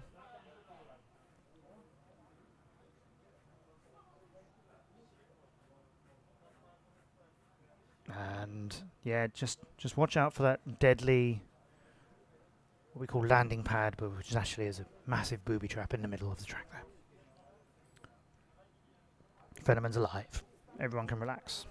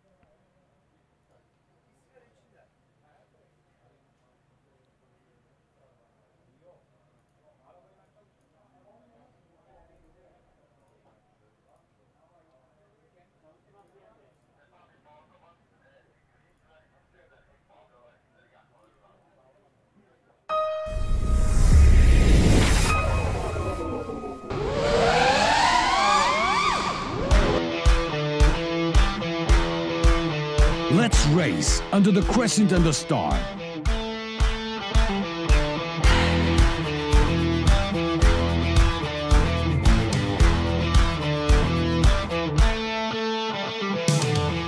FAI Turkiye Drone Race, September 6 and 7, 2025, Istanbul. Register at turkiyedronerace.com.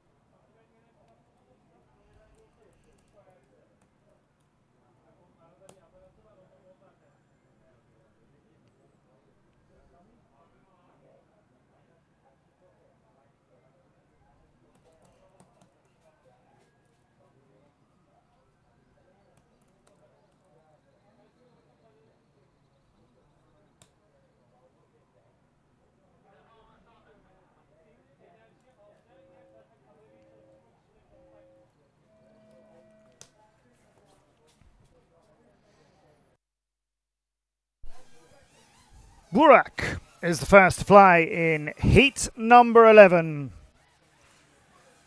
One of the Mjaujamek brothers. Both getting a lot of international recognition and well-deserved. Burak through the Bosphorus Bridge. Here's the double.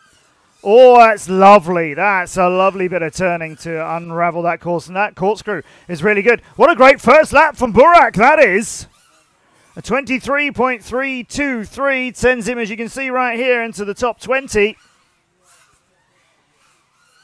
Yes, go on, Burak. Come on. Also in this race, Kaan Topsakal, 6th in the Turkish Nationals.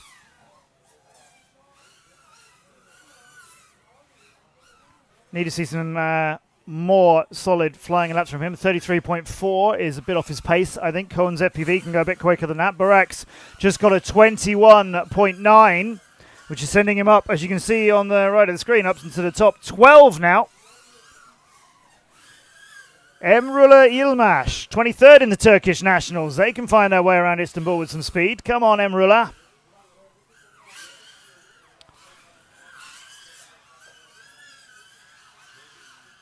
I'm a little concerned about where they're going, though. Emrullah is landing that, just bailing out of that run. Not a first lap completed. They got really lost. Thing is, if you do get lost on that lap, normally I would say go back and finish it, and even if you fly, a few of the gates a second time unnecessarily because you're not sure where you came off course, so you went back and made sure. Okay, so your first lap is going to be a throwaway time, but you can always get a quicker second one and third one. But Emrullah there deciding they didn't feel confident about continuing to fly with that drone. Fair enough. No point in getting something damaged at this stage when you have got the rest of today and tomorrow's racing to fly with, and you don't want to smash any equipment up early on, or at any time, of course. There's Yilmaz. Now, hold on a sec. What's Yilmaz doing here? I, for a moment, thought they decided they were going to recover it, finish lap number 1 and go for lap number 2. No, they seem to have brought it back and just landed at home. Judges may not look too kindly on that little extra bit of flying, but then again, they may well have told him he could do that in order just to test it to bring it back, so we won't draw any conclusions from it. What I am absolutely sure of is we've got one more heat of the 12 that were planned for round 2.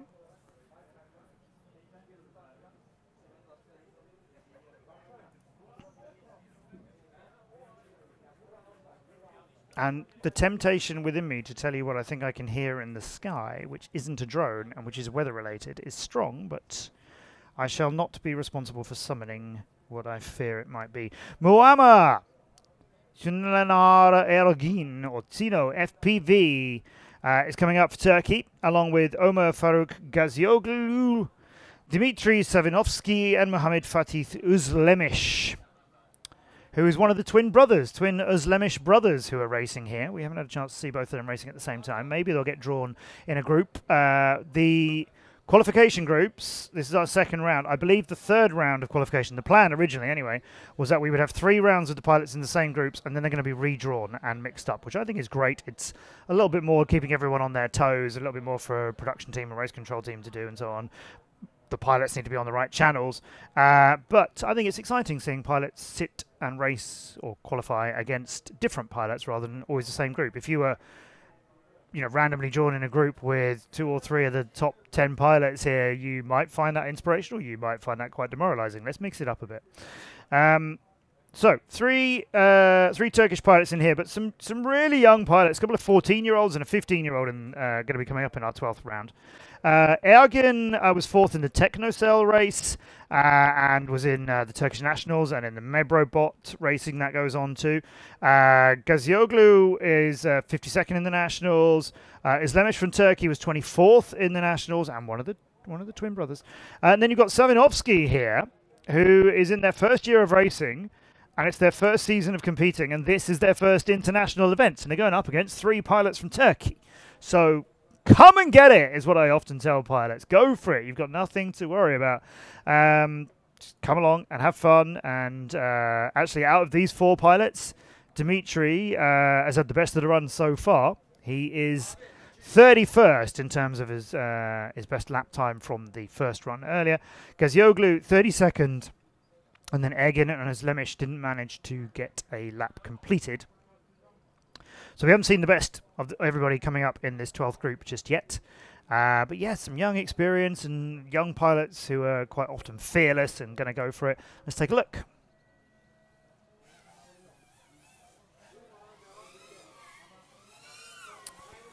Sadly, we might not see very much from Özlemish. But we're seeing speed from Savinovsky, or 7 days, as his pilot name. Let's check him out here. This is this double, which... Oh, hello. Welcome to my commentator's curse, 7 days. Sorry. I'll take the responsibility, as that was looking very nice until that extra turn around in the double cost them a few tenths, maybe a second or two. 26.6. Is a bit off the pace that they managed to fly in the first round. No, actually, yeah, off the pace in a better way. My mistake. No, it's quicker. Okay, so there's a big chance for Savinovsky to make much, greater improvements as well, given the mistakes that have happened on this lap, but probably not right now, because that doesn't look like it's twitching at all to come back to him. Gazioglu is going to get this back, I think, but Ergin is trying his hardest. This might have come to an end all too soon. Gazioglu still trying. It's back in the air now. We've got one of the pilots racing again. This guy's been pro in the FPV world for 6 months. Races with the Cappadocia University team.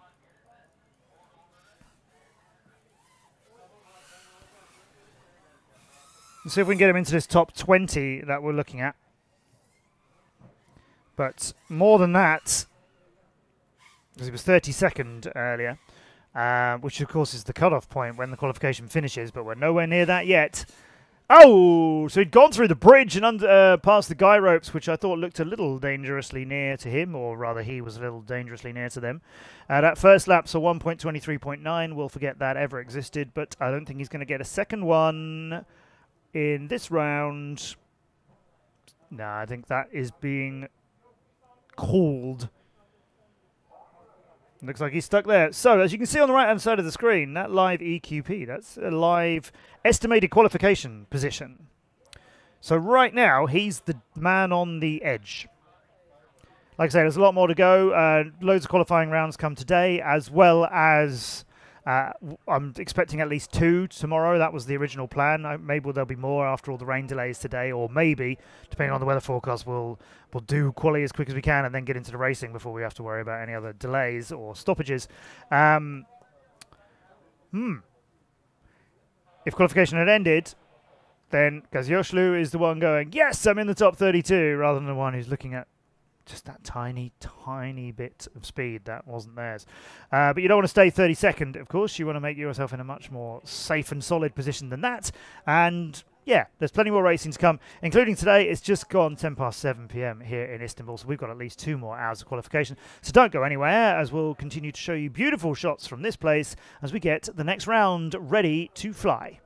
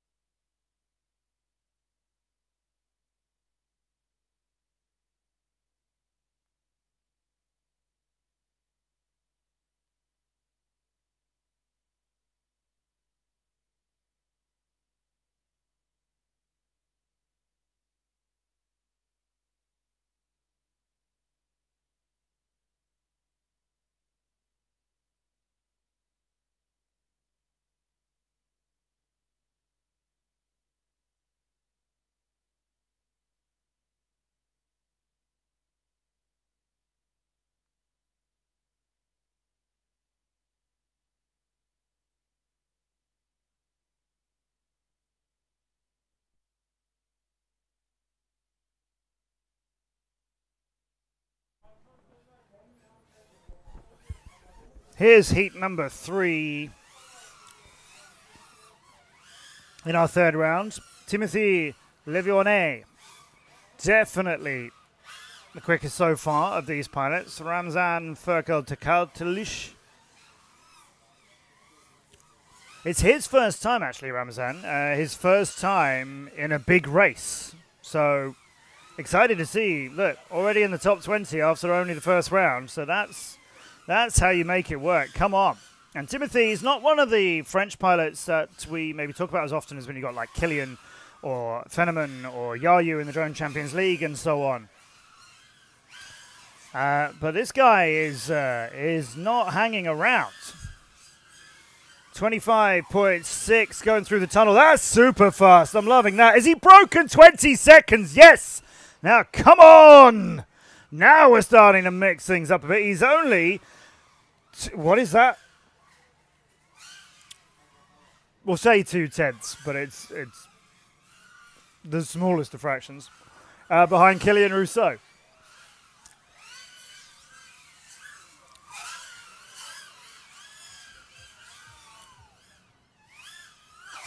That third lap is another absolutely brilliant one at the end, but a 30.1 earlier on in the race is meaning we'll just talk about the 19-second one a bit longer.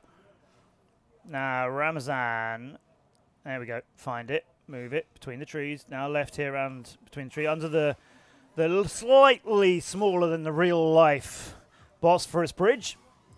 And then we're going to go here hard, 180, got to go under and then reverse split S out of it.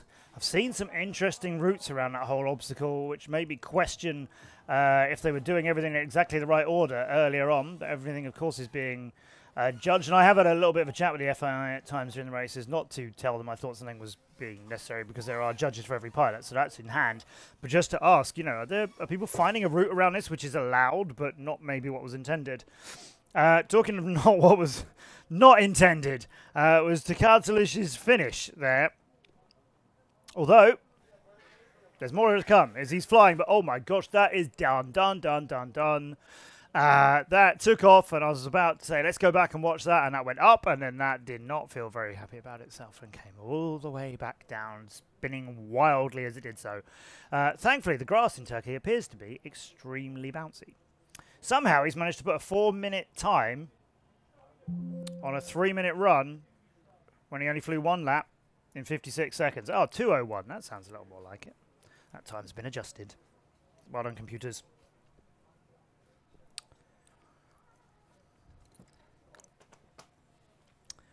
So, Timothy Levonet goes 6th on the leaderboard, and Ramazan Furkan Takaltalushu at a dramatic ending is currently in 16th with his best lap.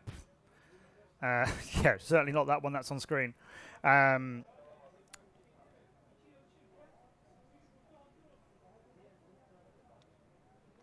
Well, our next pilots, here we go. As we make our way towards heat number 4, Yusuf Kan Ilmash, 16-year-old Turkish pilot, was 26th in the Turkish Nationals. And we have Pen Xinyang, who is here from China, and is just 16 years of age as well. Daniel Kazimov, one of the up-and-coming pilots from Kazakhstan, who's 17 years of age. And then 2 more Turkish 16-year-olds. We've got Bore FPV, Bengi Bora, and then we have Ege Karakoch, who was 38th in the Nationals, has been racing in high school for 2 years, also does piano and has done for 10 years, also does sailing. Where do they find the time? I'll tell you, by being 16. Awesome, though. Piano, sailing, drone racing. Yeah, I don't think he's doing all those at the same time, but good at all of them. So as you can see, it's getting to that not quite golden hour with the lights, as we haven't had really quite enough sun at any time today to try and bring that on. But small little breeze out on track, just moving the flags, as you can notice there. And that is a particular tree. It's not on the track, though. That's not one of the ones that are pilots are racing around, but that one is just outside the track beautifully here in the fortress location as what we will vaguely describe as the sunset, which is definitely not a thing right now.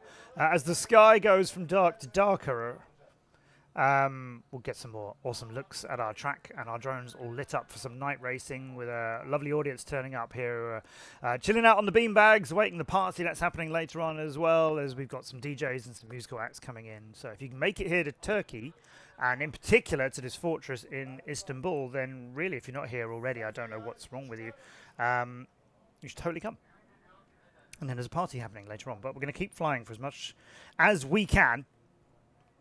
Certainly, we will obviously complete a whole round of qualifying. The question is, do we start another one? Because if we start another one, it's only fair if we're also going to finish it. And if there's a danger that weather means we can't, then we can't start one. Because it would be wrong to start a qualifying round at night and then do the rest of that qualification round in day and in different weather conditions. That's, in case you're wondering, that's why.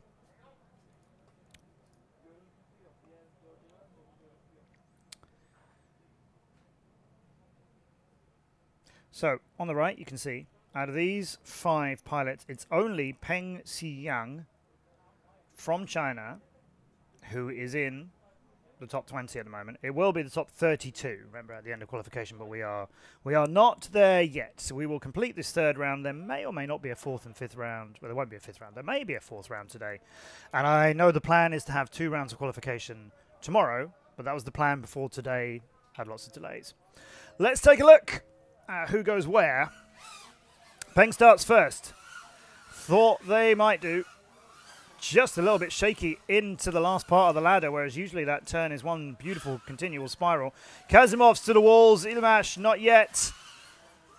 Bora is going to try that again. Karakoc is just now getting to the wall out of the first ladder and is...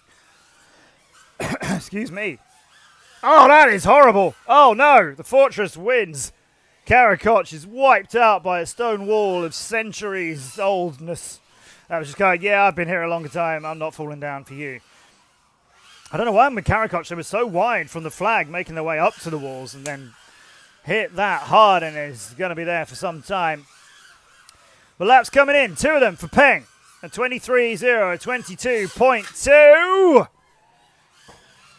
Oh, it's starting to get really messy now. As Kasimov has hit the ladder really hard. Bora is trying to come back in. Ilmash is in the netting after having had a bit of a screeching turn as well. That ladder, that white ladder at the end of the first straight after you've started each lap, that ladder is causing a lot of problems, and there's plenty of space. It's massive. It's not a tight gate. It's not a small inside or it's close to a wall or anything. Kasimov comes to a finish. I can hear people clapping that finish. It's a 23.993. He's 1.19 seconds behind Peng, who got a 23 and a 22. And as you can see, at 21.551. Come on then. Right, so Peng is now 13th on our leaderboard. But you know, Kasimov's 22.7 there has got them on the leaderboard up into 18th. So both of them moving past quite a lot of other pilots. Peng, in fact, from China, Peng Xiyang, moving past Peng Longqin, or Long XL as you might know him. Bengi Bora was in trouble earlier in that, and wobble. Oh, look, and a hand has emerged. Somebody just secretly recovering that drone for someone.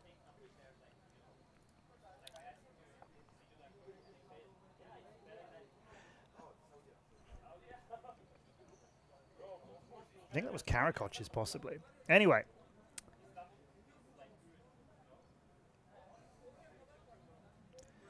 Oza, 6 months of flying FPVs. Was in the Turkish Championship races with Cappadocia team. Shade is 1 year of flying FPV. I love this, actually. Bilal said, before the racing started, their goal, and they're 15 years of age, their goal is to achieve success and compete in international competitions. Well done. You're in a big international competition here, the FAI. And in pretty decent shape, I think. 39th on the leaderboard. I mean, that's not massively outside that 32 cutoff, but we have plenty of racing to go for them to get faster and try and make it into that top 32, and that would be a big success, I think, in your first year. Also in this race, Furkan Khan Ildiş, who has been flying FPV for 4 years, but is only in their first year of racing them. And then we've got Piotr Zimura from Poland, as I mentioned, with the biggest Polish team and top 3 in Poland for the last couple of years. And then we have Ufuk Denish Bastash, who was 9th in the Mebrobot competition, which a few of our pilots are featuring in here. Has been flying for 1.5 years, competing for about a year. So a lot of people here like stepping up and trying to make that next measure of their achievements, you know, probably for their own, you know, satisfaction. Where am I at in Turkey or compared to other Turkish pilots? But also, I mean, we've got some massive world champions amongst our roster here, and national champions from a number of different countries too. So where do you stand? Like, how do you find out? Come to a competition, wait for these start times, and then do some flying.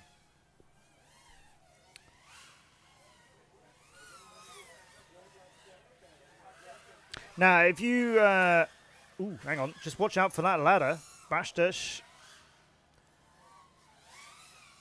Saeed just a bit wide, but safely around some of the walls, and then finding a little bit more confidence, but overshooting the dive a little and hitting the dive gate. And it's still wobbling. That was quite an impact. And another drone into the wall next to the dive gate, and it wasn't because the dive gate was moving. That was just wobbling backwards and forwards a little bit. I don't think it was wobbling left and right, so I don't think it would have upset anybody's run into it. Zimura's already gone through it without any issues. Is it Ozer's drone that hit the wall that hard is going to come back? It's quite impressive. Now the ladder wipes Ozer. Done. Stay there. Ildiş through the ladder and heading to the walls now. Zimura is getting a bit close, so we're going to have a bit of a wall chase going on here. Zimura, who is going to lap Ildiş, but is smartly flying here. Take a look at Zimura. He's got the speed, and he has already passed Ildiş, but he didn't do it at the first opportunity he had, because that was descending from the walls towards the dive gate. And that was a really smart move from Zimura to think, I can pass him, I'm going to pick where. That's proper racecraft. You see that at the top level. Yes, you can get past that opponent and you maybe get that little bit of blood rush to the head, like, oh, I can pass this one, I can overtake this one. Yes, you can. That doesn't mean you've got to do it in the next part of the track in front of you, particularly when that is a pretty narrow angled descent through a dive gate like Ildiş just managed to fly. That is not the place to try and overtake. In fact, Ildiş there, that is where Zimura did the lapping earlier with a time that got him a 25.5, 26.3, 26.1. Ildiş has got 2 laps, 38.8, 41.6. And there's the third. And that's a big move, 31.44. That lit a fire. That works out. So Zimura is 25th. But with that last lap, Ildiş moves up a couple of places and is currently in that 32nd spot. That was a brilliant finish.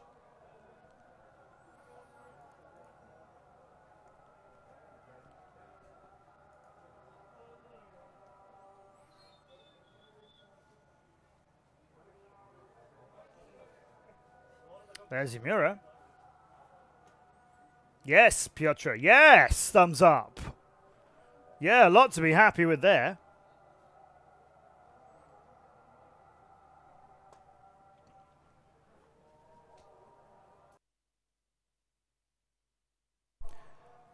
So these are the pilots that will be in heat number 6 above them, the ones getting ready for heat number 7. Ali Murat Erdinç, who's been in FPV for 2 years. He's 15 years old, and he has a job. Good for you. And then we've got Alp Çetinkol, who is 12 years of age from here in Turkey. Excited to see what he does. And in the group as well, Kylian Rousseau. What is there to say about Kylian? How about he's really quick and he usually wins things. Shrinks is here. Tristan Goan, another one on the French team. And then Mustafa Eren Koç. He's been in drone sports, what did he say, for about 4 or 5 years, I think he yeah, 4 to 5 years he's been involved in drone sports. He's 17 years old. He was 21st in the Turkish Nationals with the Turkish Air Sports Federation.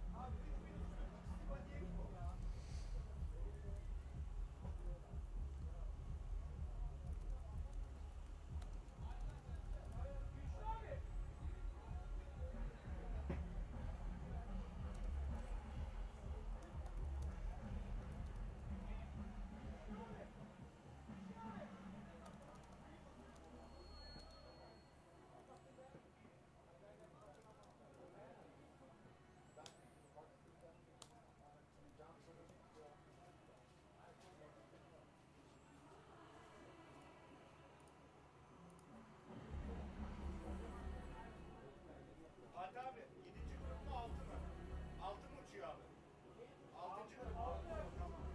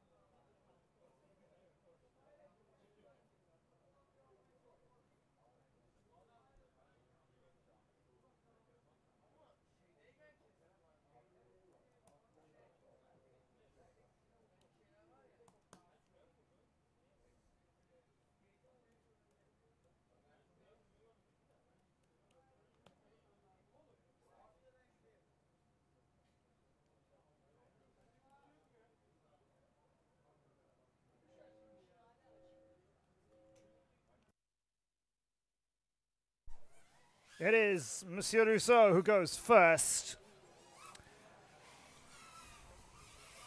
That's pretty standard for Killian.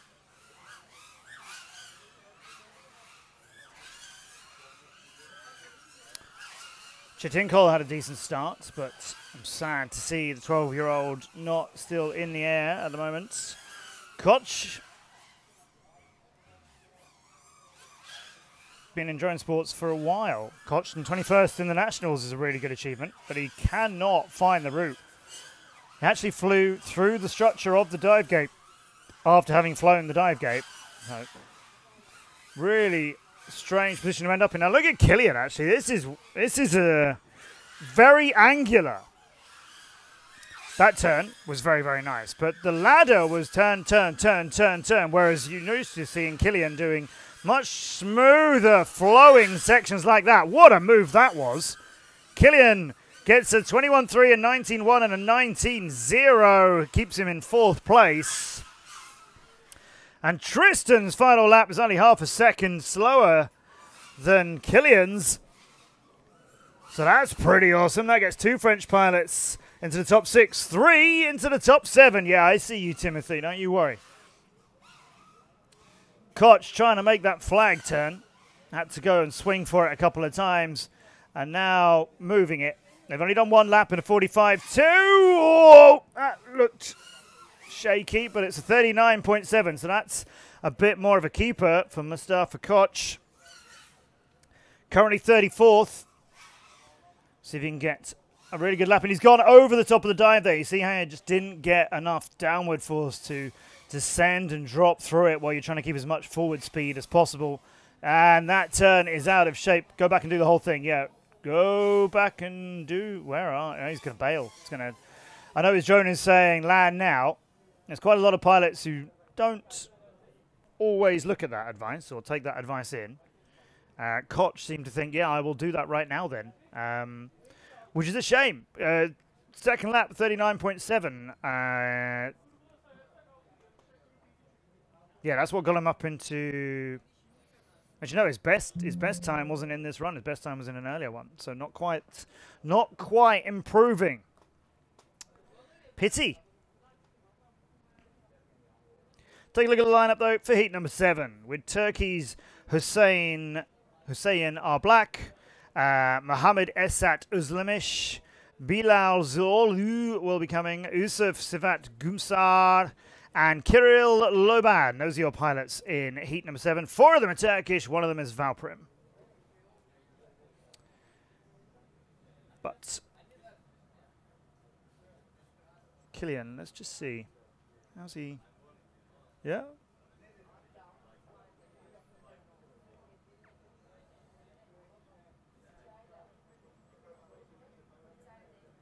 Killian picking up 2.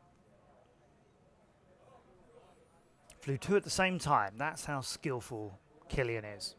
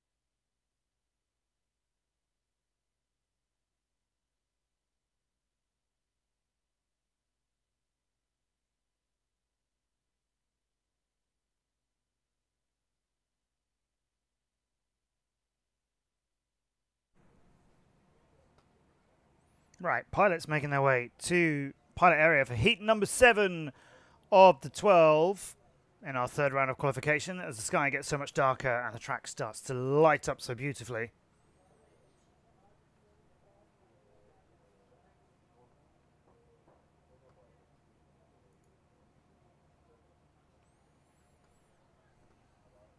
So with all of our pilots having had at least 2 quali rounds on this, and of course a number of our pilots having had their 3rd, half of our pilots having had their 3rd, we still have, I make it 17 pilots who as of yet haven't managed to get a lap on the board. The one above me, that's just showing you the top 20, and it is the top 32 that matter when the qualification ends tomorrow. But currently I make it that we have 40 pilots who've managed to fly at least 1 lap in the 2, or for some of them 3 rounds that they've had so far. And we've got 2 of the pilots who haven't yet, coming up in the next heat, heat number 7. Hussein Ablak is one of them, which is a bit of a surprise. The 29-year-old Turkish pilot is really, really good and has been in many big, high-pressure events. But it hasn't really come to him yet today. Valprim, though, is blisteringly quick along the straight, and then the drop through the dive gate and into this section. That's one of the best threads from the top to the bottom I've seen. The double gate, wow. The corkscrew is all good. Then the early turn, that is an excellent line. Kirill on it. A 22.5. Some of the pilots are going 2.5 seconds quicker than this. Kirill, where can you find it? Because I believe that you can. Unfortunately, not by putting it down via the trees. Now, where's he rejoining this lap? Ooh, okay. That might cause the judge to double-check this one.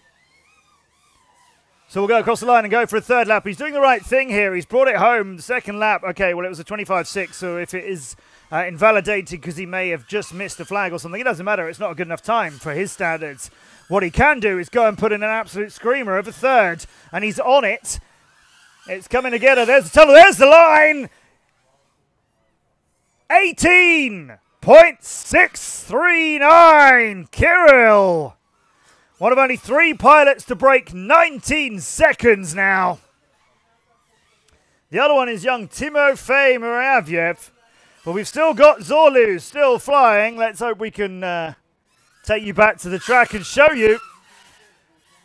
Zorlu is just actually going to land it in front of me now. So the drone went like this a bit and then like that a bit and then landed. And that's all I got for you. It's my drone impression.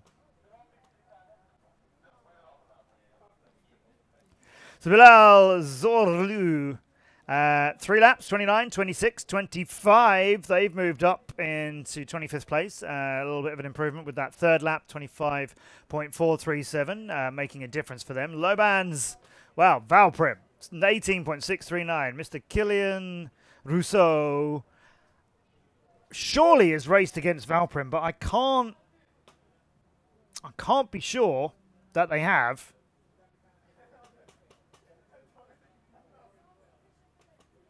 And I mentioned Killian because he's got probably the, how would you say, the greatest list of achievements of all of the pilots who are here. And we might get to see Kirill against Killian, as Kirill Loban has gone past everybody but one on our leaderboard now. Up into second place. Now, what came down over there? That is the tree turn, and that is very, very, very, very far offline. Well, we'll let them have their fun.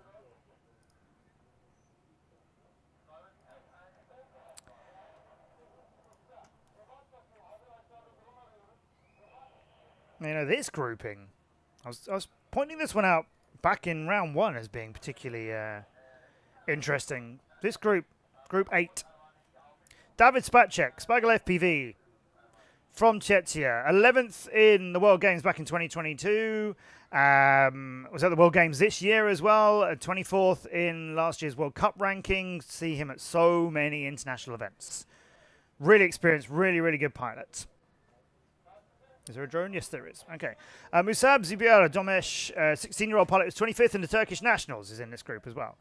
Then we have Wang Xiqing, who is 13 years old, from China, and is 4th on our leaderboard today with a 19.059 as their best lap. So that's 59 thousandths of a second outside 19 seconds and breaking it.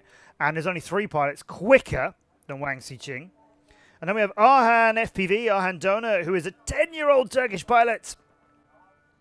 And was 36 in the Nationals. He's been flying for 3 years. So he started when he was 7. He's now 10.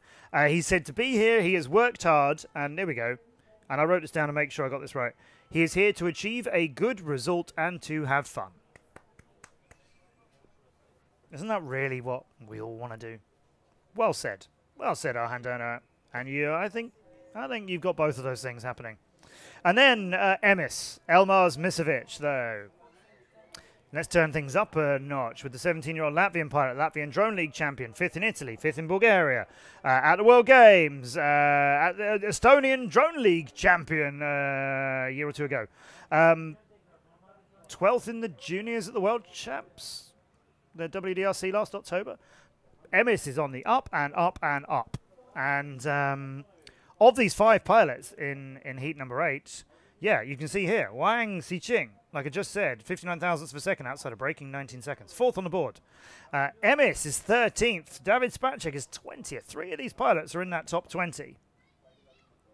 The other 2, sadly, Arhan Dona and Donmez, the 2 Turkish pilots in this group, they haven't got a lap in yet. So get a lap in, because this might be the last round of quali for today. And it would, trust me, I know lots of pilots who getting a lap, or ideally a whole run, but at least getting a solid lap in at the end of the day is what makes them feel much better about coming back tomorrow. That was Emis going through the tunnel and starting lap number 2 and doing it in a time of 22.8, which is 1.6 seconds off the time that they can do, as you see earlier on. No, on the right-hand side. Misovic isn't getting any more at the moment, whereas Wang has made another improvement. Just taken 2nd place back from Kirill Loban. Wang's gone from 4th to 2nd. I said they were just this fraction outside of braking, 19 seconds. They've gone and tore a chunk off of it. And then Wang has gone and broken 18 seconds and nearly the massive inflatable yellow gate. Dona's drone has had a good look at what happened there as Wang just felt like, oh, I'm going to show up now. Don't knock me out of the top 3 of the leaderboard into 4th place. That was incredible from Wang.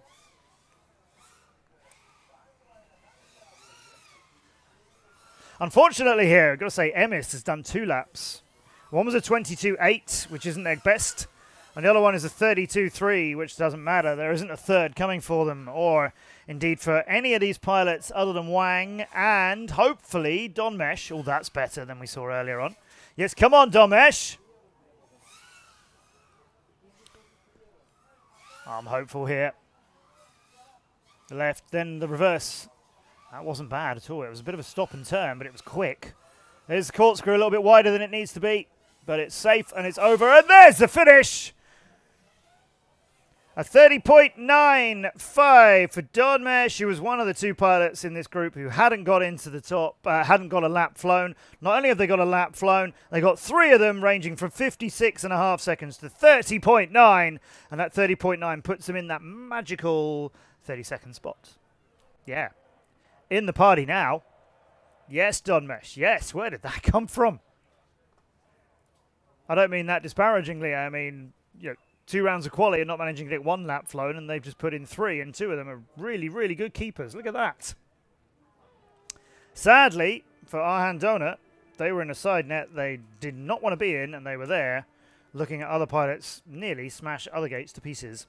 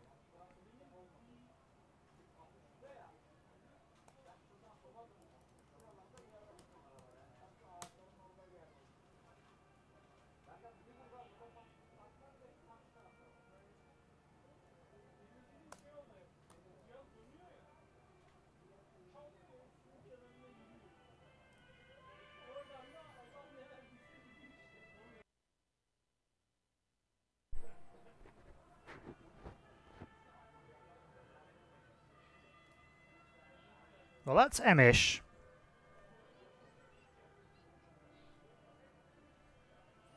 And the 2 laps were good.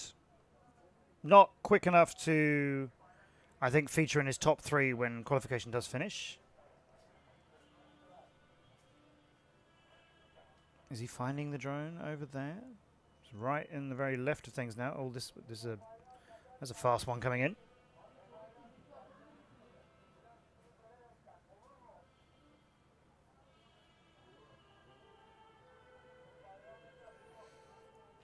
I think that's Peter.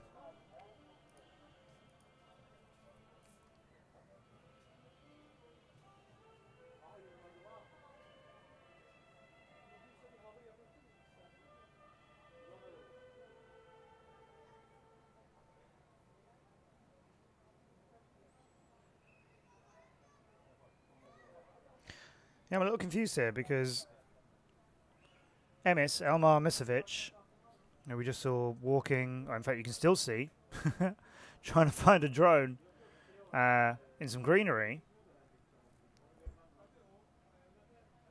There's David Spacek in the Czechia top. That's Emis.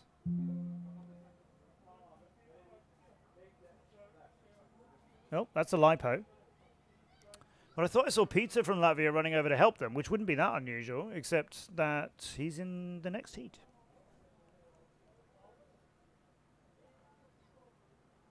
So I think it must have been someone else. It's going to be Daskalov, Atilgan, Lipa, Chinar, and Nasambayev. They're from Bulgaria, Turkey, Latvia, Turkey, and Kazakhstan, respectively.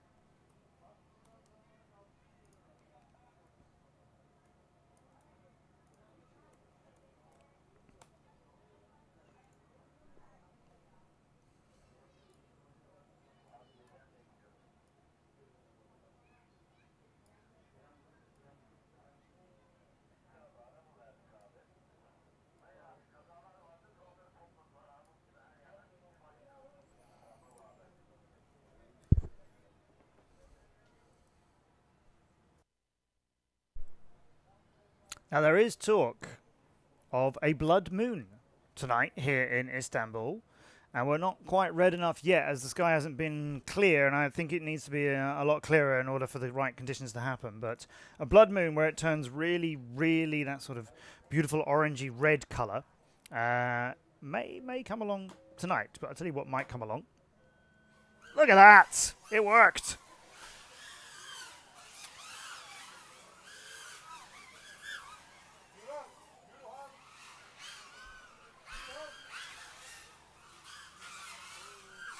Oh, Peter! Peter's first to go dark on us. Chinar is still being... just finding their way out of that ladder with some real difficulty. And there's another enormous bang from the ladder area, which I think is Atulyan's. Now, there's bits of tree coming down. Somebody is thinking we need to trim that a little bit and give ourselves a bit more room. I leave it up to you to figure out who the culprit might be, but the massive leaf on Nazarbayev, I'm just saying, might be a clue. Shinar. That's better. That's just a sharp turn there. She's turned and just dropped it down. It was a very sharp sort of 180-degree turn. Daskalov just did a full 360 in the middle of the Bosphorus Bridge. It's a dangerous place to do it. There's a few cables and wires hanging there to give it the shape of the very, very famous road bridge that there is here in Istanbul. Chinar, come on, let's get that back in the air. This may have ended soon. For Daskalov, it's ended quickly as he's done a 23, 22.8, 25.6. His best is actually a 22.5, so even that second lap then doesn't quite touch the best that he can do. And Nazarbayev's 23.234 is, let's see, 23.234 is, yeah, that's, although that was the only lap they completed, that one has shot them up in around 22nd at the moment. One lap, sometimes, that's, you know, that's the thing that you need. I'm just seeing Emis and Peter going for another run to the far side of the track on another bit of a recovery, but this one's been picked up off the floor near the walls. That one's a lot easier to find. It's at the bottom of the dive gate. Heat number 10 coming up of our 12 scheduled heats.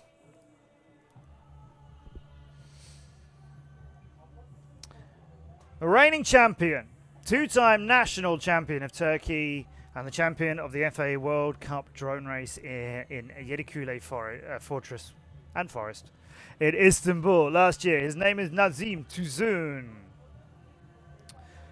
And this man, he built his first ever quad out of what he could. Got a feeling it was components at school that he kind of found, and a teacher said, well, you could try this. You know, literally just assembled it out of what he could. Then he spent 100 hours on a simulator, and then he won his first ever race. So this guy was always coming up. This guy was always gonna show us some wins. First in the Phoenix World Cup in Macedonia last year. There's another one of those coming up towards the end of 2025. Guillaume Fenneman, who we see at so many international races. He's in here. Eren Şolak, 5th in the Turkish nationals. So there's a pilot who will know Nazim pretty well and would like to sort of keep up and try and get something in front of him. Then we've got Long XL, Peng Longxing, who's 7th in Istanbul, 8th in Italy last year, 10th in Nam1 in the Seoul Drone Racing World Cup last year. Member of the China Dragons, been one of their very best pilots for quite a long time now in the Drone Champions League. This guy, Long XL, not only really quick pilot, everybody loves him. He's so much fun.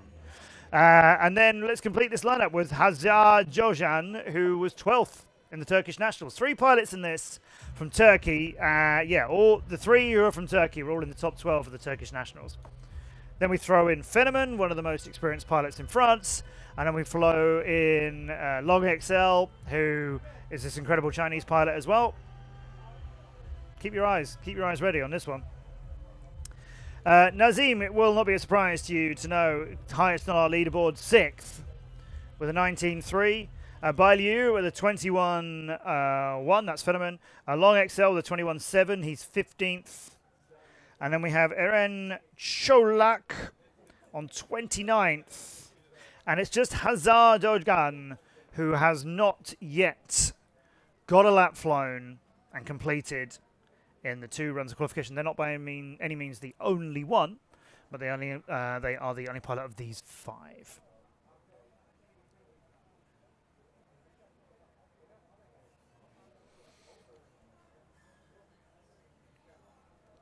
If you hear any music and testing and so on going on in the background, that's from the stage, the big music stage, which is just outside what you're looking at right now.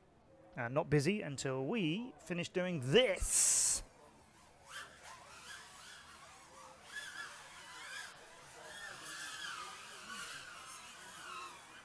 And you get this interesting moment in some drone races where your starting time for qualification is when you cross the start gate, not when you leave the blocks. Therefore, pilots sometimes let everyone else launch, and then they launch, so that they don't have any danger of a mid-air on the first gate or on the first left-hand turn, as we have here.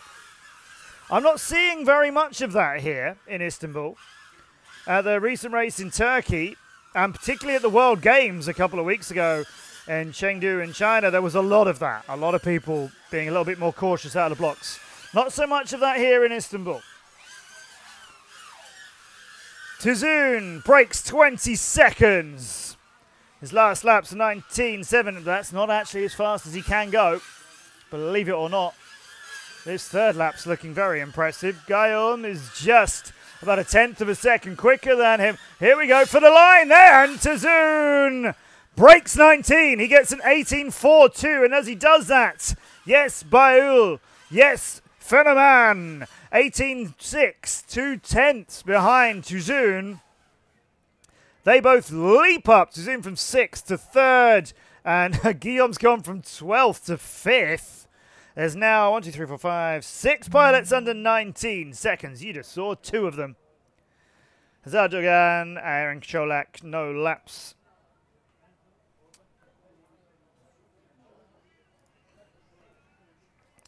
Heat number 10. Quick and done. Heat number 11. 5 Turkish pilots in this one, and then 3 more coming up with somebody else in the 12th heat.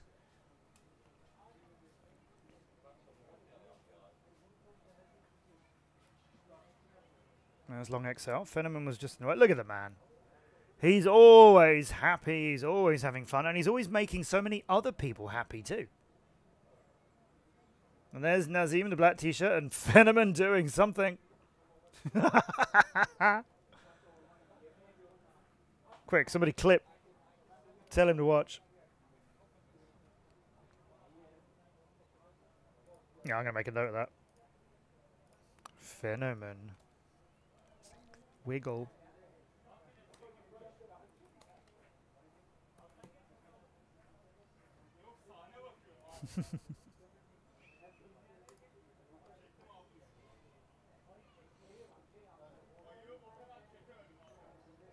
Do it again, Phenomen. Do it again. Just crossing past with Spacek.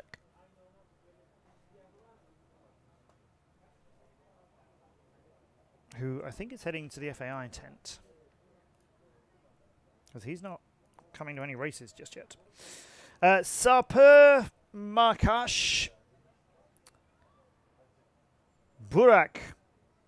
Alcimek. Aral Dojan. Kohan Topsakal. And Emruala İlmaş.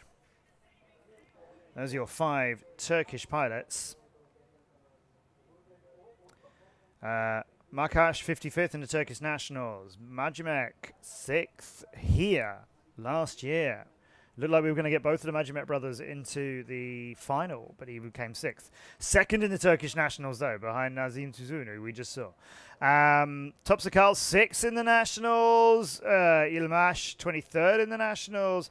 Aral Dogan been flying for less than a year, but says he always loved drones. And his nickname is Sky Wisp, which is gone straight into my non-specific list of pilot names I think are awesome. Sky Wisp. That's really genuinely creative.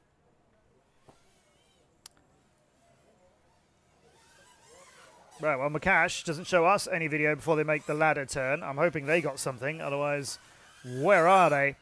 Burach, oh look, here we go. Magimek comes down from the wall, going into the technical grass section at speed. That feels like a 360-degree turn more than you need to. And what it was fast, and there's his line, and it's a 21.6.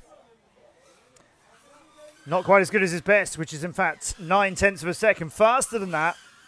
Makash is flying, but he's just hit the ladder with a big bounce.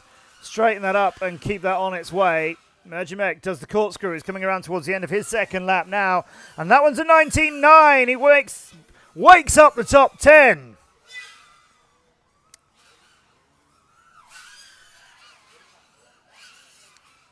Just when you're figuring out where that standing might be, Magimek is already completing the technical area of the tunnel, and the third lap is done and dusted, and behind him he breaks 20 into the top 10. He goes and breaks 19 seconds. Welcome to the top 6. It is turning up here in Istanbul as the pilots are really starting to get it together. 29.8 for Khan top Sakal as well, and it's 11 seconds behind Magimek, and he's got a third lap to do. But everything moving in the right direction for Magimek. Khan Sakal. His last lap 29.8, but his best is a 25.1. Oh, just scuffed it, just skimmed across the edge of the gates.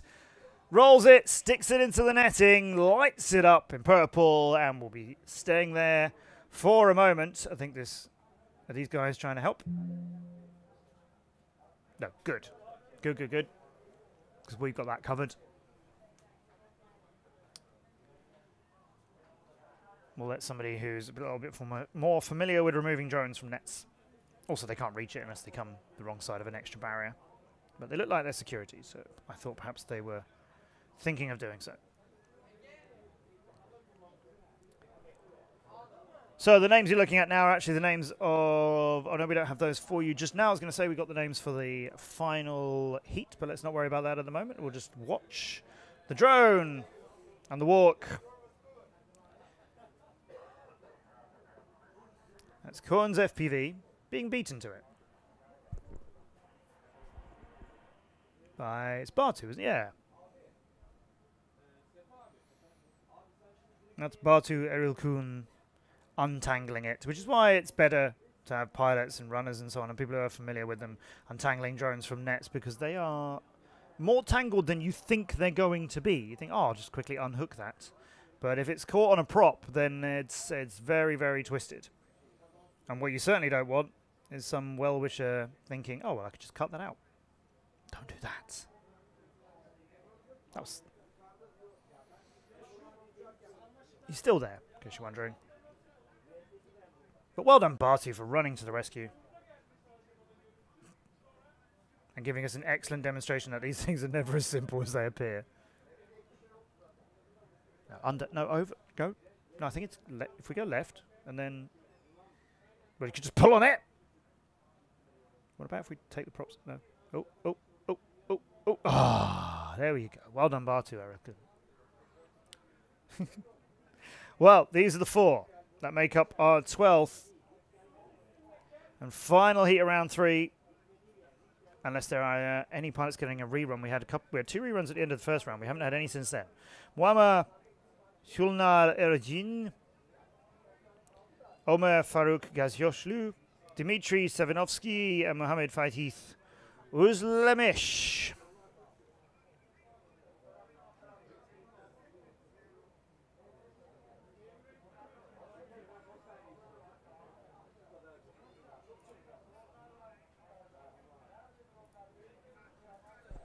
It was Lemish, one of the twin brothers here, Mohamed Fatih, along with Mohamed Sat Lemish.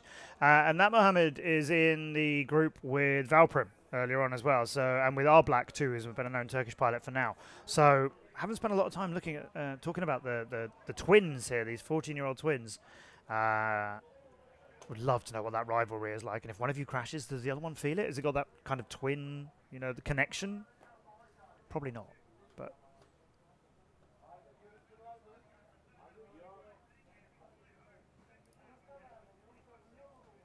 Now I can hear my voice being played somewhere nearby, so somebody is reviewing something they've done. I hope it was a good bit.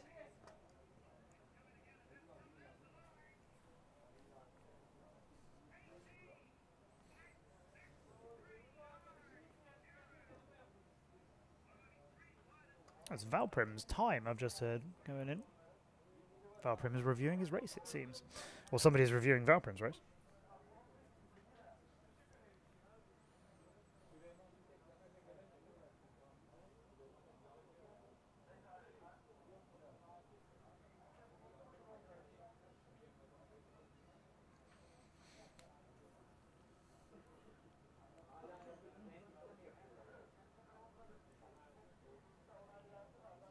Now that's unusual for Özlemiş. As video technology is improving all the time and people are getting better video signals and so on, that's an unusual. I don't often see drones with that kind of horizontal flickering at the moment. Right, Sevenovsky leads everybody through the ladder, followed by Gazioslu. And we have Edin and we have Özlemiş completing that too. Yeah, all four through that. Özlemiş third, up to the walls. Edin just behind them. As you can see, no names in yellow or going to be turning green on the right-hand side at the moment. 28th place is Sevenovsky. He's been the quickest and he's got a 27.1 first lap flown. It's not quite as good as his time, but at the moment, none of the other pilots are on to their second. Gazioslu's missed the tunnel. Gone back for it, tidied it up, completed it, and is on to his second lap in a 38.9. The other two pilots not there yet. And Edin and Özlemiş are two of the pilots of the remaining 15 who haven't yet got a lap flown.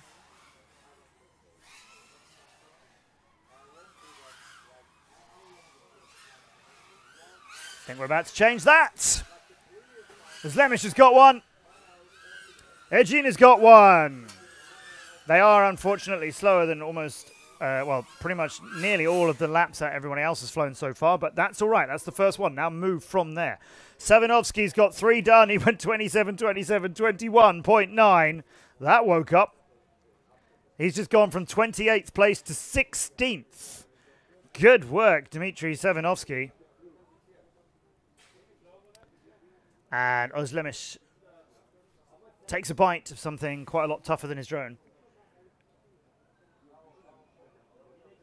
And tried to turtle it out of there. I heard a very loud rasping noise. I think it was that. Sevenovsky is just looking at the landing pad, daring it to blink first. Wow, that was a move from Sevenovsky up the leaderboard. 12 places from 28th to 16th. Having done 27 second laps and then a 21.9. That's the final heat of the third round of qualification, and that is turning up at the time, isn't it, to end your day on a high, if that is the end. Now, it is 8:25 p.m. precisely here in Turkey, in Istanbul, as we are 3 hours ahead of UTC, if you're trying to work that out. The question is there a fourth round of qualification? As I mentioned earlier, we want to do as many rounds of quali as we can. We had rain delays cost us at least, you've got to say at least 3 rounds, I think. Yeah, we were always sure we'd get at least 6 in. At least 3 rounds were lost to weather earlier. We were always intending to do at least 2 rounds tomorrow. But you have to finish a round if you start it. You can't start a round and then not complete it. For everybody, that's looking spookier. I like it. So, let's just take a short break. I'll leave you there with the sky, and I think I'm hearing requests for one more, and I'm happy, and I'm sure you are, if there are. Stay right there.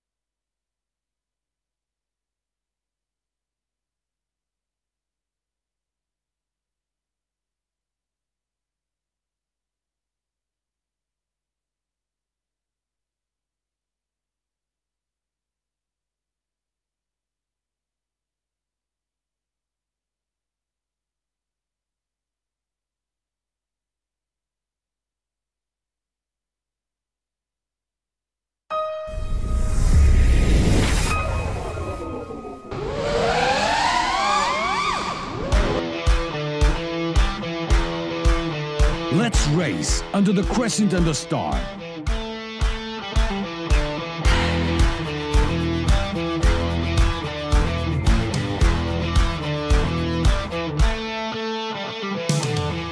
FAI Turkiye Drone Race, September 6 and 7, 2025, Istanbul. Register at turkiyedronerace.com.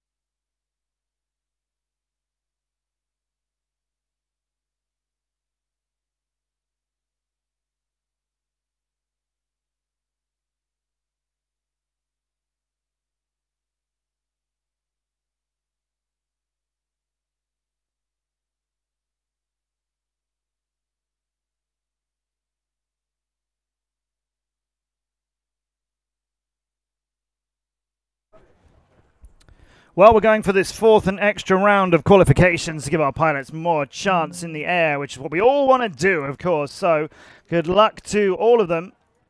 There will be more qualification tomorrow. I have no fears about that. Looks like the start of this round, though. Just going to need to wait a little bit longer.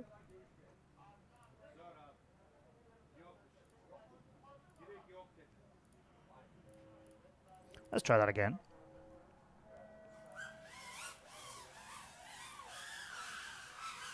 And now that we're on to a fourth round of qualifications, the ordering and the grouping of the pilots, as I mentioned before, has changed.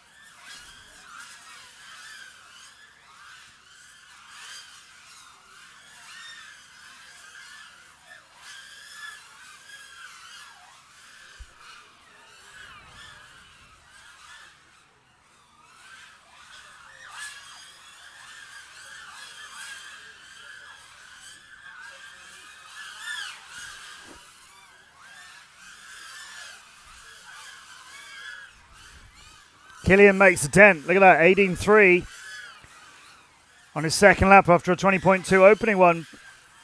And 23.1, I've seen Peter get in, a 20.7 for Peter, yes. Now that's starting to work out even better for him. 13th, but the reason that number is in pink is because he's actually been knocked down. And he's been knocked down by Savinovsky, who has gone up 7 places from 16th to 9th with an incredible 19.7 second lap, but Peter's just improved and moved himself back up. It's not as high as he was, but everything working out well for these pilots, and everybody has actually gone up a place. You might see the top of the leaderboard now is Wang Xiqing because the lap that was up there has been disqualified from an earlier run. It was clearly a timing issue. That's now fixed. And I was talking to Piotr, who, hello, Mrs. Zimura, who he said his wife was watching earlier on and said I was talking about him, and that's why he was looking at the camera early on. Well played, Mrs. Zimura. He's doing wonderful things. I'm really pleased for him. Talking of doing wonderful things, 30.0 second lap, along with a 34.5 and a 38.0. Keep the support coming for all of the pilots. As Piotr is going to put himself 27th on our leaderboard with that. And Omer 34th is where they're going to stay after not getting any laps in that run. But everybody else getting 3 laps flown. Peter was the one who got quicker and quicker again. But 3 of those pilots in less than 20 seconds. Killian, Dmitry Savinovsky, and as you can see, Peter's 3rd lap as well. So finishing on good form. Very exciting.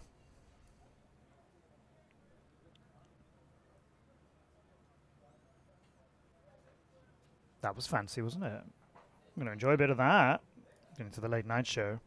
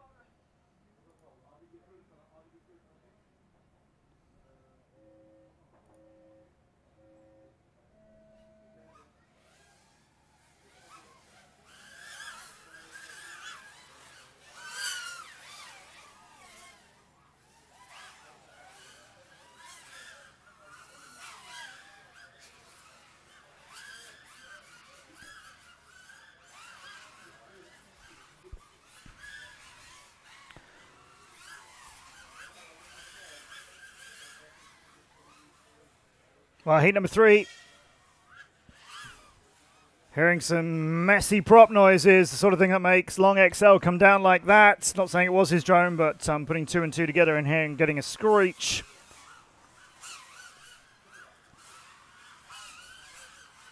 He's the only one of these pilots still in that top 20. Arda Ramun, who's a racing instructor for the Turkish Drone League. So I think he's capable of some quicker speeds than we're seeing, but it's just not quite flowing together for him yet. You see another correction there on the walls for him. Yakuza FPV having to recover and shake it up again. Ahmet Up Atigan. Trying to work out where that actually is, but we'll just carry on with the drones that are flying. Long XL, 21.4 moved him up into 15th place, and then he's got a 28.5 and a 25.3, so they were untidy after that, but the 21.4 is the best he's managed to fly. Enesh Kojet has got a 49.3. I'm not sure if they're... I believe they're still flying, but I think they're pretty close to coming to the line, so we might get a second time in for them, even if we can't actually see it, unfortunately.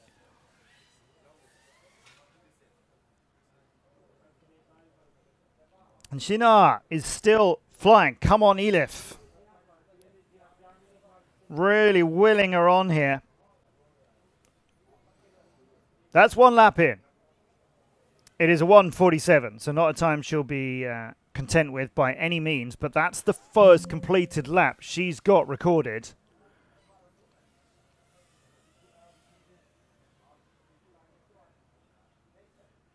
The walls, by the way, of the fortress, they're 3 to 4 meters thick, depending on where you are. Up there, it is surprisingly wide. I was walking around on it yesterday getting a feel for the track, and it's much wider than you think a castle wall might be, or a fortress wall might be. So it's quite a big space to be racing around. This tunnel is the one that a few pilots have been a little bit worried about. That's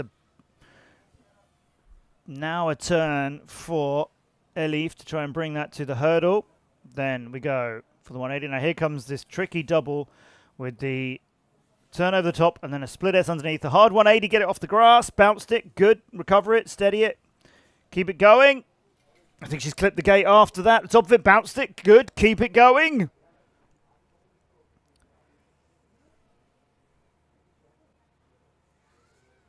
It's looking a little out of shape. We go for the double again. So round the flag. Oh, no, it was the wrong approach, but bounce it, go on, keep it going. Dare I ask a third time for this drone to get in the game for Elif? Go on, turtle it out there and keep it up. Come on, come on. Oh, I'm willing her on so much. 1 lap flown at least. But nope, that's been called. That's going to get picked up shortly. So Long XL getting 3 laps, and then 3 of the other pilots are getting 1 each. A little bit of a disappointing run for everybody, I guess. Long XL, like I say though, got 1 really, really good lap out of it. And that's possibly, you know, how the improvements are going to be made from this stage on. If there aren't more than, let's say, 2 quali rounds tomorrow, then it is going to come down to, you know, a lap or 2 or 3 from today, maybe the ones that get you into that top 32. Heat number 5, you know, rearranged lineups. Met Ali Osha. There's someone just helping Elif recover. Oh, it's the drone display team again. Oh, I'm excited now. Here they come for their second performance. Similar drone. Maybe slightly higher than it was last time. But the ladder formation team not tripping over the light. Good opening move from them. Now here comes the lift.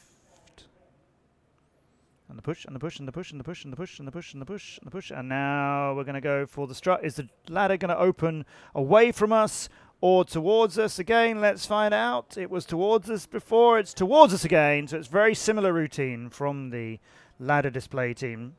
Oh, but I was going to say, surely you're not going to climb it in that position. Oh, they are. Oh, this is much better. Oh, look, and it's synchronized. Oh, the guy on the left letting it down a little. Oh, that's a shame. The first step was perfectly in time with each other, but then after that, no, sadly not. I don't think this will score as many marks as the performances we saw earlier.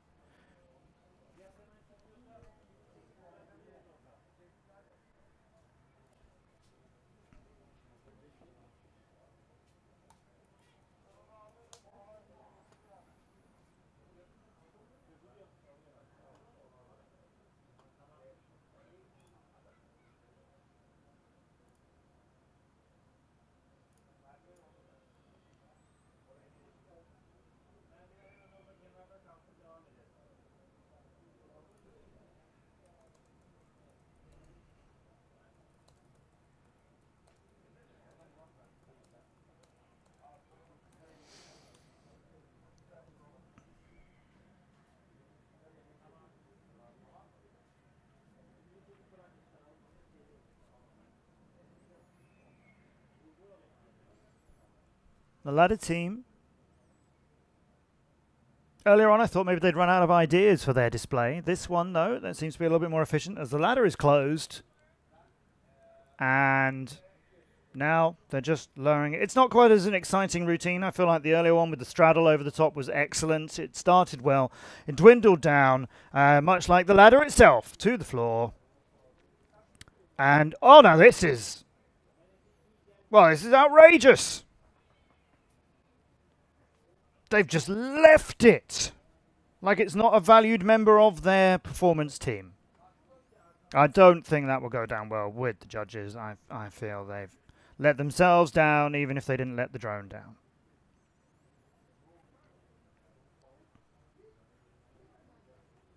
Or they're just baiting other pilots that if you're going to put the thing in a net, go over there. So I'm on the chat now.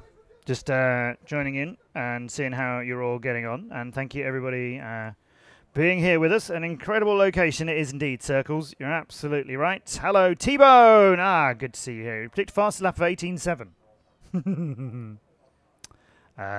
Well, you're already a little bit too slow. There's a cracker in my voice, but now it's gone. Oh, well, I've only drank 27 cups of water at the moment, so I suppose I need a little bit more like that. Drunk Cookies is cheering for me to win. Oh, Drunk Cookies, thank you so much. I'm appreciating that a lot. That's fun. It's about time, isn't it? I reckon I've got a good chance of making the final, but I'm not sure I'll get on the podium, as usual. I'm just being honest now. I think, yet again, I'll maintain my 100% record of being in every final that I've attended. But I don't think I'll be coming away with any prizes. It's just, I'm used to it, don't worry. Oh, I've got a bit of a delay here.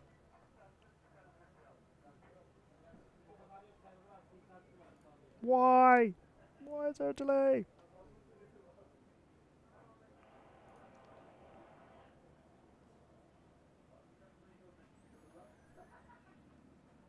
Yeah, I'm not sure what we're waiting on here. I can tell you who's coming up next. Would you like to know who's coming up next? I'll tell you who's coming up next.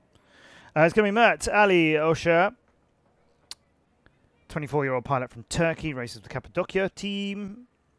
We're going to have Monsieur Phenoman from France. How is he just 16? Have you seen him? He's massive. If you want a funny picture, go look at the photos of the World Cup in Italy from back in July, where I interviewed him while he was standing on the second step of a podium. And I did it deliberately. He's already massively taller than me. That one, that's a silly picture that I thought was going to look fun, so you might want to go and get that one. Oh, Mert Ali Oja is over. It had to be done. That is the turn in front of the ladder. I don't think he even... I think he bounced off the ladder. But that's a long way from the ladder for a bounce, to be honest. Even though pilots are hitting it at a big speed, and it does appear to be extremely tough. So Fenneman is on it. He's dialing this in. He's done a 20.5. He's done a 19.1. His best is an 18.6. It's yellow because he's in this race. It's not green because it hasn't improved. It's not purple. He's not going backwards. Which Tristan has been overtaken by Timothy Lebonnet. Oh, the French pilot says 3 of them in this group, and it was a random drawing, I promise you.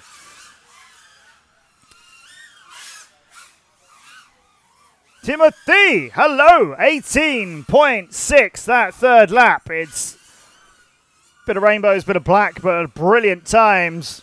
And Fetterman's got 18.057. He's gone second on the leaderboard.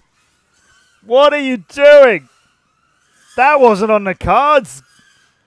Fetterman, that's an amazing run from you. Well done, well done. Tristan getting 2 laps within the 21 seconds. That's not too shabby. He's 9th. And then Ilmash going 32, 27, and a 24.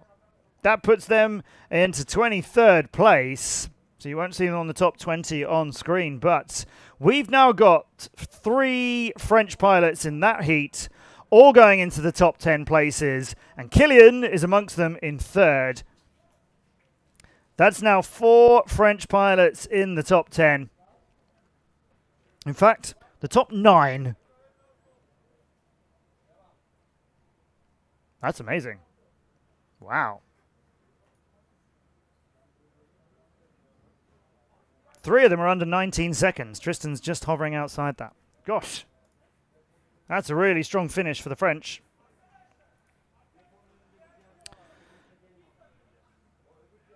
Yeah, I'm not surprised there's some smiles. That race was on it. Those guys were in amazing form. Again, these groups got mixed up because we'd flown 3 rounds with the groups as they were.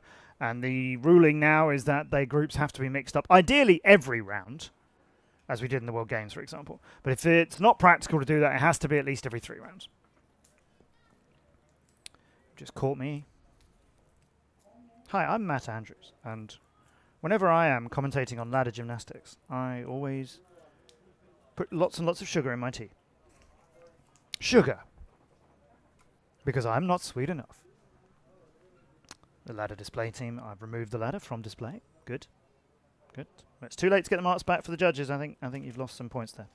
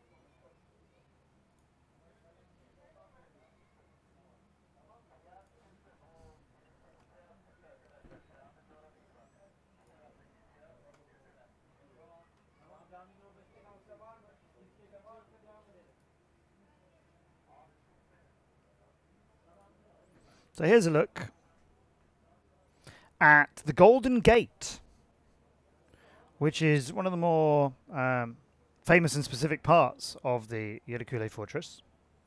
It used to be not bricked up, as you can imagine. It was a really, really large archway with a smaller archway on the left and the right of it. And apparently it was adorned with, golden, well, not golden, gold ornamentation. There were, I think, words or character symbols and so on around that archway. I think those holes, presumably, are where they used to be attached. And as you can see, it got bricked up for stability, because this is a very old fortress. And so that archway was filled in to give it a bit of stability. There is still an opening below this. You can still... it's not publicly open, I don't think, but there is still an opening. But the main opening, as impressive as it would have been, bricked up for strength, and the gold, sadly, looted centuries ago. Bit of history for you. There will be questions later, such as, why don't you follow me on social media at mattandrews.tv? Actually, I'm just Matt Andrews TV, unless you go to my website. Right.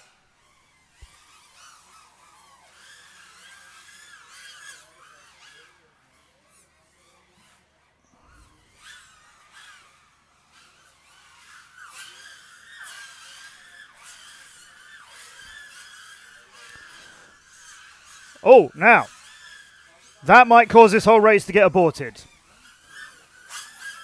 Whose drone is that? I'm trying to keep an eye on it from my limited view and the position I'm in.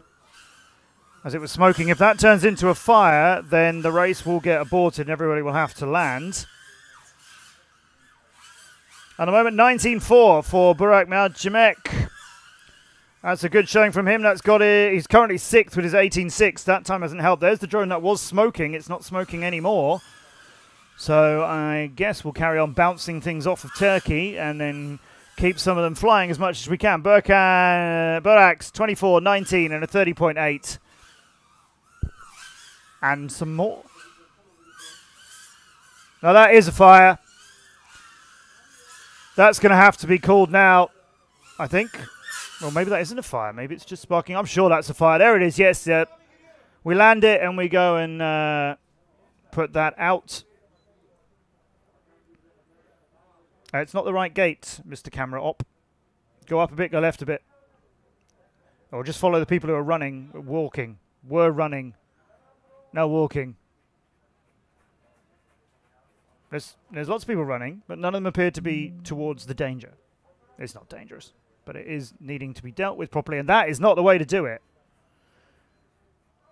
But that appears to be, if we use some finger quotes, dealt with. I'm quite surprised by that. Usually we'd have sand buckets and quite a few of them around the track.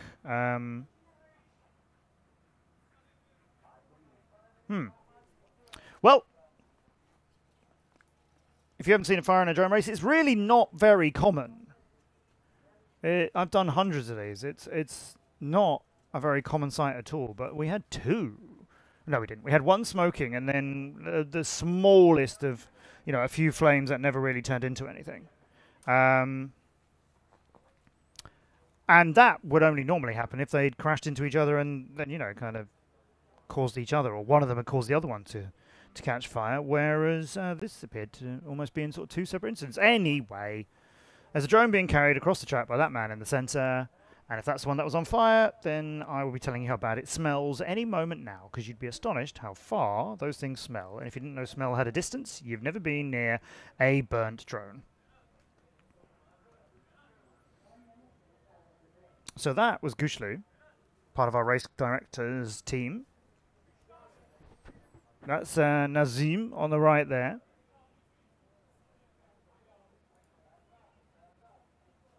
And he's not in that heat. He's coming up in heat number 7, which is after the next one. So I'll leave you to work out the maths of which heat is coming next.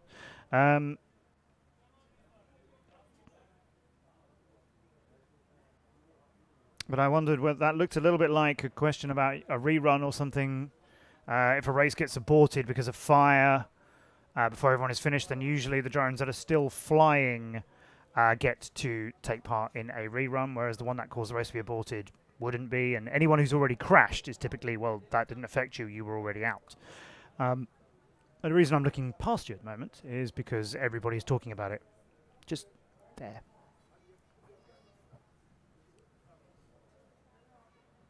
No, they've gone.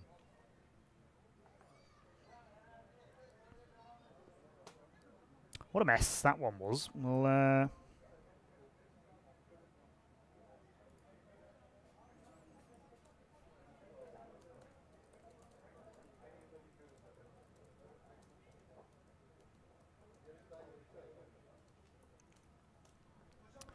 well, there are our top 10 at the moment. This is more for sort of interest and you know, letting you know how things are going. This isn't how the race gets decided. It is going to be the best 3 individual laps for each pilot. Whenever they were flown, it does not have to be consecutive. It was going to be consecutive, but after all the weather delays, it was decided a long time ago. It is the best 3 laps each pilot has flown whenever they were flown, and then those 3 will be averaged. What you're looking at there is the best single lap that each of those pilots has flown, and the number in brackets is the heat in which they did it. So 4, as you can see, for Guillaume and Killian and Timothy and Dimitri, is this round that's happening now, as we're in our 4th round of quali. It should have been by now round 7 or thereabouts, but we lost so much time. We lost about 6 hours with rain delays, or 4 or 5 hours, whatever it was. Doesn't matter. We'll keep it coming. Yeah, there's the top 10. So just under 2 seconds separating. It's 1.8 seconds separating 1st from 10th. But as you can see, there's... I mean, it's 101 thousandths of a second between 1st and 2nd. Am I right there? I'm usually... Yes. Just a weird number, isn't it? You can see what I mean.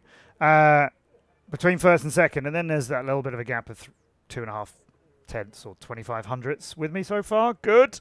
Yeah, all of a sudden you find 1.8 seconds is splitting the top 10, which is, I think, probably sort of fairly standard. It's an interesting group of pilots here. We've got a real possibility of a final that's almost impossible to predict. What are we looking at here? If we just look at these top 10, and by no means is it just up to these top 10. Wang Xiqing is definitely performing as the best of the Chinese pilots who are here. They're doing brilliantly. There's 4 French pilots in here. Nazim Tuzun, he's the reigning 2-time Turkish champion and the champion of the FAI World Cup here in Istanbul last year in this fortress. He's in 4th at the moment. Kirill Laban, not sure who that is. If you watch the DCL, that's Valprim, only in real life. And he is phenomenal, as I'm so glad to finally... I get to tell people more about him, like I don't talk about him enough. Burak came 6th here in Istanbul last year. His brother, Atakan, came 3rd. Burak's in that top 10.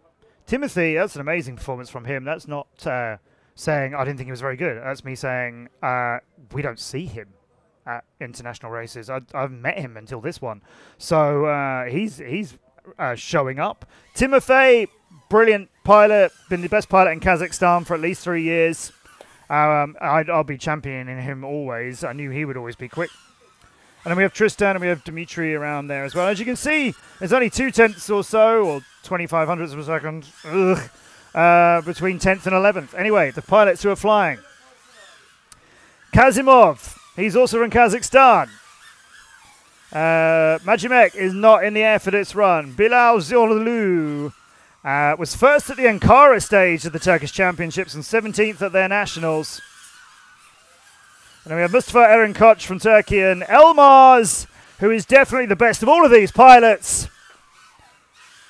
But Mustafa Eren Koç hit that yellow inflatable so hard that I am astonished that thing is ever going to fly again. I'm slightly astonished that gate isn't looking a little bit more worse for wear, as that was a very, very hard hit on it. But that thing is made out of something tough that also gets inflated. Just listening to this race, you can tell it's a bit of a mess. But who wants to get it done and out of the way? Emis, 22.2, 20.7, 20.4. And none of those are quick enough for him. By which I mean none of those are improving his position, brilliant as they all are, because Daniel Kazimov managed to get a 22.1 and then a 20.3 and then a 19.3, and that's why he's leapt up and made an entrance into the top 10. And Emis has gone down 1 place to 15th. And Mustafa Eren Koç's drone was the one that hit the gate so hard. That's why his second lap is 5 seconds slower than his first one, and his third lap was 2 seconds quicker than his first one. So that drone took basically no damage, or knocked something into shape, and now it flies better. But Mustafa finishing strongly there, showing, yeah, if you get a big impact on something, just, you know, wipe that from your mind and keep going. Wow. So that's 16. There we go. There's all the times briefly. We'll just move on, shall we, to the next one. Heat number 8's pilots are being told to get ready. That's what the ticker is at the top. We're looking at, or we're going to be watching, Sarpa Makas, Timofey Moraviev, who, as I said, is this brilliant young pilot who's in that top 10 from Kazakhstan. He's 12 years of age. Then we have Nazım Tuzun, Turkish champion and champion of this location. And then we have Arhan Doner, and we have Kirill Laban. 3 of these are in the top 8.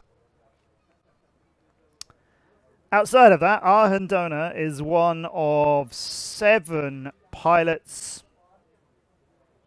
Yeah, 7 pilots who still haven't managed to complete a lap, sadly. So I'd love everybody to finish this day with at least a lap flown. There is more qualification tomorrow, as I'll keep reminding you, but I know it makes a difference to pilots if you leave a racetrack having had a good finish rather than you still haven't actually conquered this track. And we're talking about getting a lap completed, never mind 3 within the maximum of 3 minutes. It's a difficult track, though. Scary in places.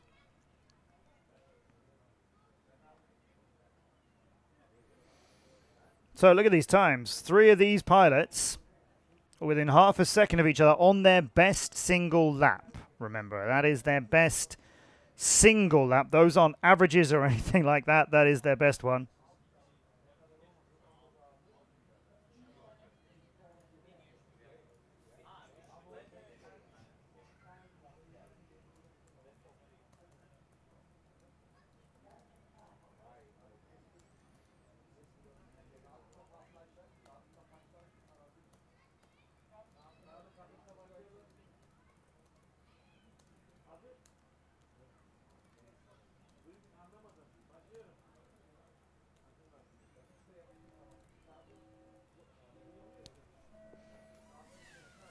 So Tuzun, Laban, Muravyev. Ooh. Now, I mentioned earlier that it isn't uncommon to see drones waiting for each other to launch, so nobody has a mid-air. But it had not really been a case here in Istanbul. Nobody had really been doing that, but it felt like a couple of these pilots were really waiting for the other one to go. Muravyev and Tuzun sort of just waiting for each other, which is exactly why they're in the situation they wanted to avoid, that both of them are in a similar part of the track. There's no crossovers which should lead to a mid-air, but they were in the same area, and that can be a little bit scary. How about scary Laban? What are you showing us? 24.9 isn't scary. Come on, Kirill. Make a scream. Nazim with a 22.2. Timofey came out and immediately got less than 20 seconds and is a tiny fraction outside of breaking 19 seconds. But Nazim has managed to do that on his second lap, so he stays ahead at the moment. And none of these pilots are actually improving their positions. Sad to see Timofey wiped out with a 19.5 and a 19.0. But remember, those times on the right of the screen, those are their single best lap. And we're going to be averaging their best 3. So Timofey just put in 1, which is less than a tenth of a second. In fact, it's barely a few hundredths of a second behind his best lap. So that is getting not just amazing performances, but really getting to be very consistent ones too. And that could be a real sign of what he's going to be bringing. Now, Donor just hits the ladder, and I'm really, really sad to see it, but I am absolutely delighted that it was after he crossed the line, of course. It was on his second lap. That means he's on the board.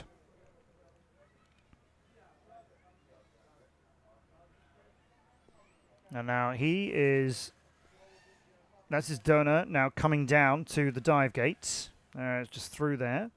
And Makash is gaining, or was gaining on him, but has just gone back to correct the tree turn.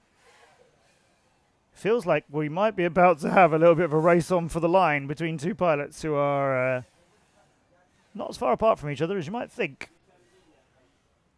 They're on the same obstacle, but one of them is about 3 or 4 tenths ahead of the other one now. It's Donor who's in the lead, and I think Makash has caught a glimpse of him, and it feels like Makash is going to try and take him on the end. And is it going to matter a great deal? Not really, but there's a bit of pride going on here as we go through the tunnel, and Donor's trying to hang on to the lead of it as Makash has gone a little bit wild. And Arhan Donor has just finished his second lap. And Sarpa Ishmet Makash, who I was talking about trying to beat him to the line, has actually only just finished his first. So there isn't really a race on between them.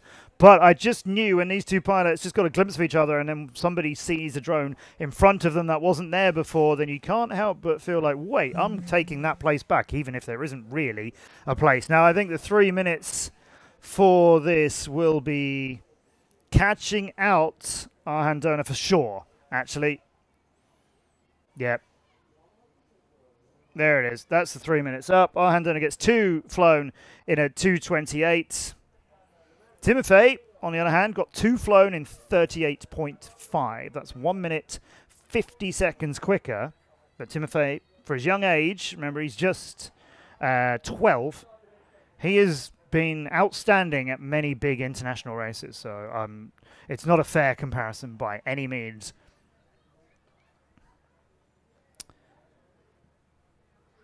And Kirill Laban, Nazim Tuzun, Timofey Moraviev, all staying in the top 8, but none of them actually improving on their places. 3rd, 4th, and 8th, respectively, as they were before that round. And in fact, Valprim, no, there is a drone in the air, and it's on Valprim's channel, but it's not Valprim, because he's walking in front of me carrying his drone.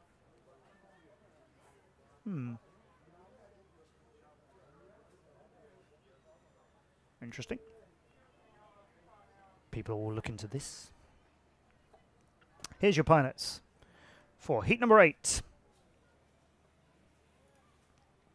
Mohamed Fatih Özlemiş, Mohamed Skulnar Erjin,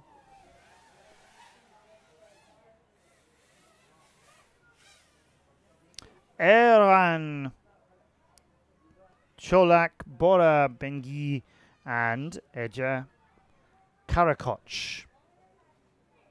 And there was another drone just being tested then on the track, which can only happen with permission. So they have permission, I have no doubt. I'm just a little bit caught out as to what, who, or why.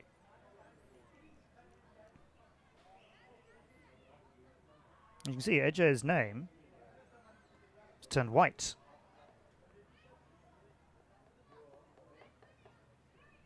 That's exciting, isn't it? Look, graphics action.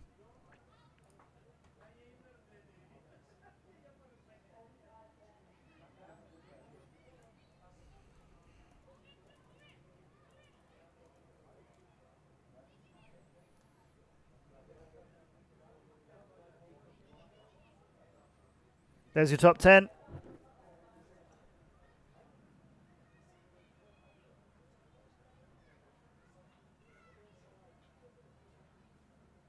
So a few more 4s on that right-hand side now as this 4th round, some pilots finishing with style.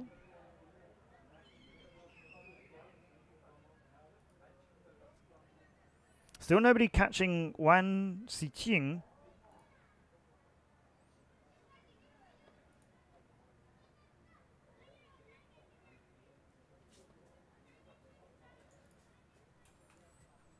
Got some pilots hurrying to the blocks though.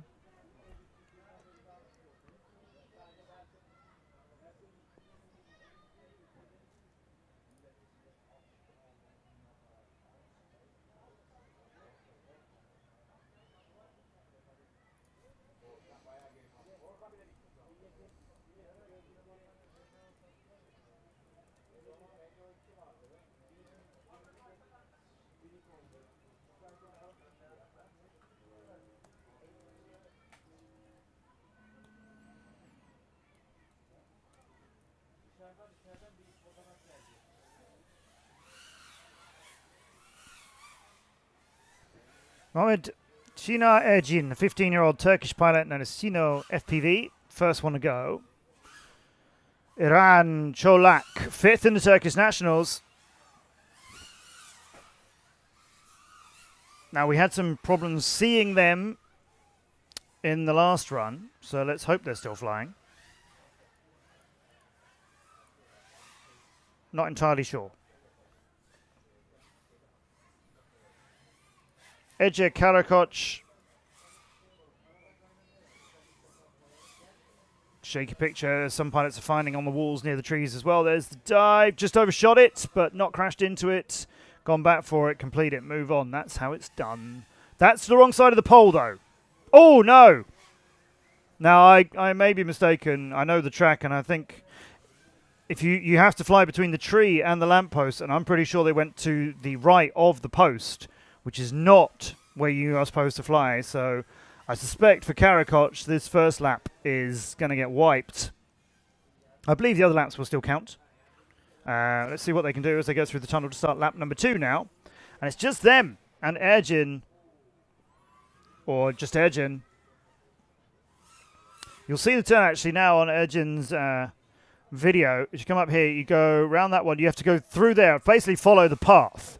Then you're between the tree and the post, and they went wide of the post. So Karakoc down after their first lap, not looking like they're going to get anything extra from that, and that first one I'm sure is not going to count.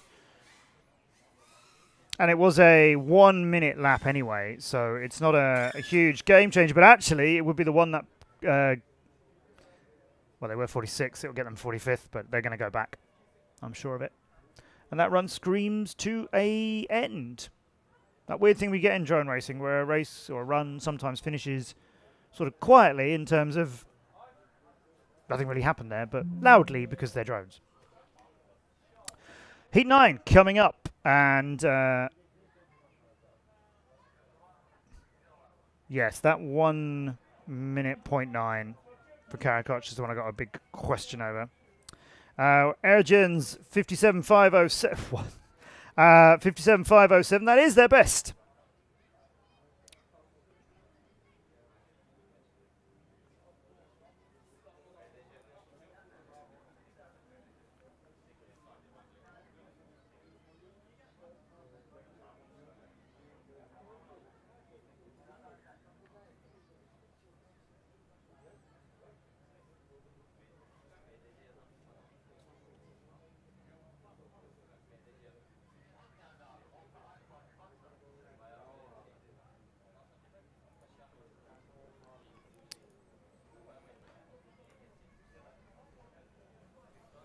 Bashdash from Turkey has been flying competitively for a year.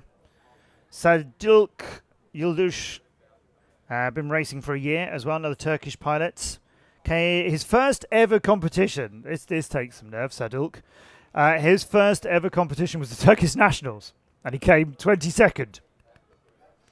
Only been racing for a year, but he's flown drones in photography and videography for 3 years prior to that. But there in the center is someone we're going to be keeping our eye on throughout the rest of this weekend and future events as well. Wang Xixing, who's from China and is 13 years of age and is the fastest in a single lap on this track. And they have been number 1 on that leaderboard since... okay, just the last round was when they set their best time, but I think they'd set a first place at least once or twice before that as well. Also in the run, coming up, heat number 9. Going to have Yusuf Shivat Gumshah, who's 11th in the Turkish Nationals, just ahead of the pilot next to him, Hazar Dojan, who was 12th. So 4 Turkish pilots who are between the ages of 15 and 18. And then Wang Xixing, who is 13 and the quickest of everybody on this track at the moment.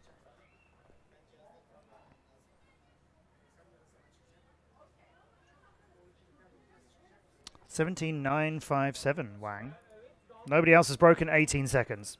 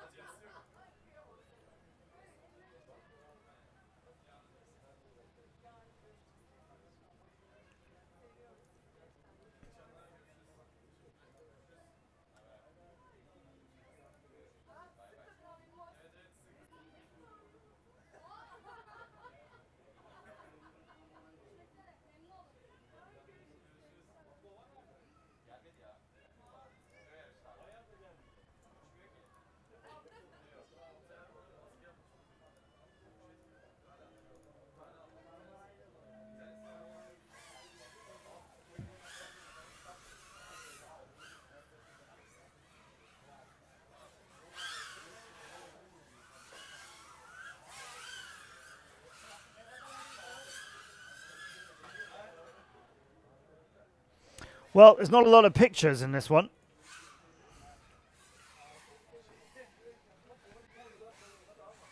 But let's hope Wang is flying, even if we can't receive it. There's 2 drones in the air. And One of them is Gumsha, and the other one is this one here coming to the line, and it is Wang in a time of 36.2. So they had some big problem, which has meant that lap that they've just flown is over twice as long as their quickest. Expect this second lap to make a dent. But Gumsha is going for it in their slightly yellow soft focus way. Oh, no, they've missed the flag. No, Gumsha, no. Well, it'll take a judge to verify and be sure, but I am absolutely certain that as they came out of the ladder, and I didn't even see them do the top half of the ladder, but as they came out of the ladder, they went up to the wall and they didn't go round the flag on the wall. They turned inside it. So that lap, I'm absolutely certain, is not going to count if they finish it. I've got to say, these inflatable gates are made out of something else.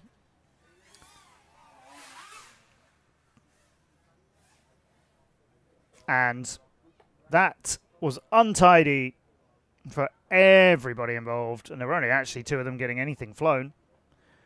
36.2, like I said, the number 1 time on our leaderboard at the moment is 17.957 by Wang.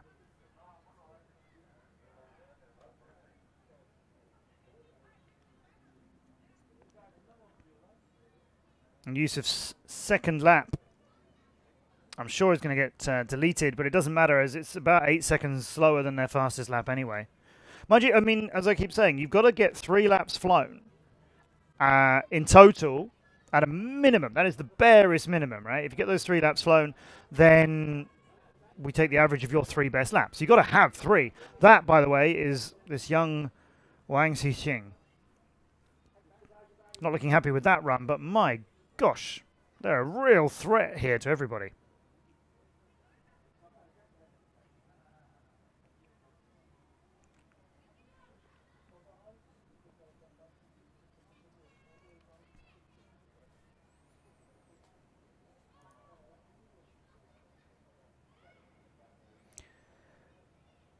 Heat number 10. I know it says 11 at the top. That's the ticker for the pilots to know who needs to be ready for heat number 11. Heat number 10, David Spacek. He's been putting in some good runs. He's 20th at the moment. Then we have Alp Chetinkol, who is one of the few pilots who at the moment still haven't got 1 completed lap. So I'm really wishing the young 12-year-old all the best with this one. Batu Erilkun has got himself in 18th. At the moment. Really good pilot, by the way, if you don't know Batu. 4th in the Turkish Nationals. Was here in Istanbul last year. Races in the Drone Champions League. And then we have Alikhan Nasambayev, who's 11 years old from Kazakhstan and is 22nd at the moment. Just off that leaderboard, David Spacek is in 20th. And Alikhan Nasambayev is 3 tenths behind him in 22nd. Yes, 3 tenths behind in 22nd. David making the start. He usually does. There's the ladder turn. That's the flag that I'm absolutely sure was missed in the last run. Not by him, by another pilot, but let's concentrate. David is down over the walls. Chetinkol's off to a much better start here. Yes. This is more like it, Alp. Come on. Oh. Now, this is an interesting test of young Alp's racecraft here. 12 years of age. He hasn't gone back for that flag, and some pilots would have gone back to make sure. Maybe he's certain that he was on the correct side of it. Let's hope so. Which is one of those kind of too close to tell. Now, where are you going now? You need to go around that flag. That's it. Yep. Then the 180 and over the top, and that's all the elements, but kind of fighting with it throughout. It was creative. It worked. Here's the corkscrew. That was really nice, Alp. Come on. Yes, out of the tunnel, and then the turn. Alp's got their first lap flown. Keep it going, Alp. That was a 50.8. I reckon you've got maybe even 5 or 6 seconds of improvement to find on lap number 2. Oh, so close to the walls. And there's the dive gate. Now, that's smarter. That's smarter. You weren't going to... If you'd made it through, it was going to be heading across that gate laterally, potentially a little bit too dangerously near the wall. So that was really smart from the young 12-year-old to go back for it. And you might get frustrated if you need to go back for it again, but the important thing is get it flown correctly. And he's taking some really tight angles there just to get it through. No! No. Is that him just getting a little bit confused and maybe tired about where he is on the track? It is a twister, this one. You've done this. Now go... Oh, is he... There you go. Now that's more like it, Alp. He was surely going to be over the flag and not be able to see if he'd gone round it. So he's made sure of it, but he was super daring on that corkscrew. Gosh, this is brave. This is brave work. Let's have some more, Alp. Come on, go for lap number 3. I'm absolutely loving this. I'm so excited. That second lap was just shy of a minute, so that's nowhere near as good as his first lap, but we saw why. Now that's better. That's more speed. The dive gate is a much better approach. Like it. And the second. Oh, my word. He's not playing this safe. That's an interesting way over the hurdle and then a full turn the long way round to get himself lined up for the part afterwards. He's gone over. There's the 180. Now you've got to reverse S. Come on, get her back up. Oh, I'm desperate for him to finish that third lap as he has been taking brave moves. It's not flat out fast, but it's super exciting. What he hasn't got in raw speed, he's totally got in bravado. Come on, Alp, give us some more. That's upside down again. He's just going to keep trying to flip this. If you're not familiar, by the way, this is turtle mode. If you haven't seen a drone race before, that's the right way up. We go. Yes, let's go. Come on, he might get a little bit close to being timed out.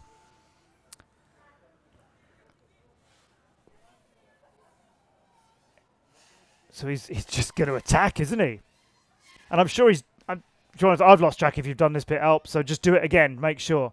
And if nothing else, it's stick time and air time until you go into a net. That was so exciting for a young pilot who's not had easy runs and, got crashed quite a few times so far.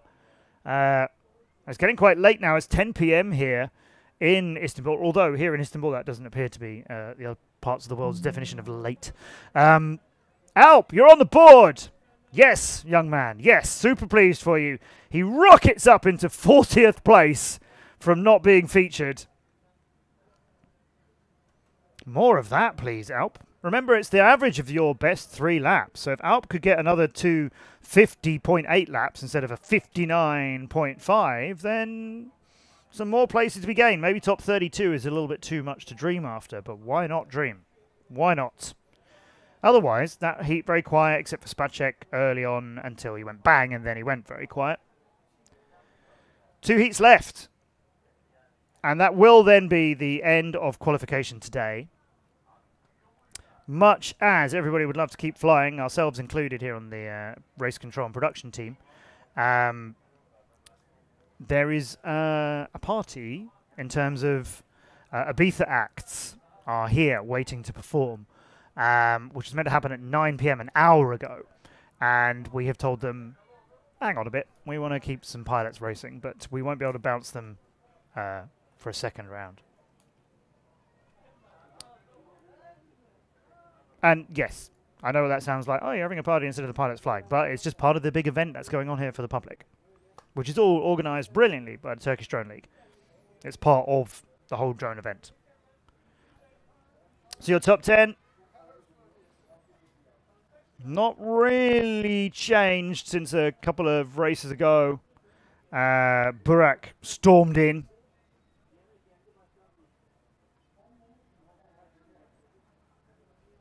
And there's the 10 after that. And YSC Yangpeng in yellow because they're coming up in heat number 11. So they're one of the pilots who have got a chance to improve on their position in the next heat. But look at this. David Spacek ahead of him. Ramzan ahead of them. Batu as well. Those ones in brackets just above me over here, that is the heat, the run that they set it in. That's their first heat. Not just of today, but there was no practice in the air before qualification began because of the weather delays that I've mentioned 1,000 times. So that's on their first real time flying this track at all. And those times are still good enough to be in the top 20. So more of those guys, more of these. Less ones and more of these.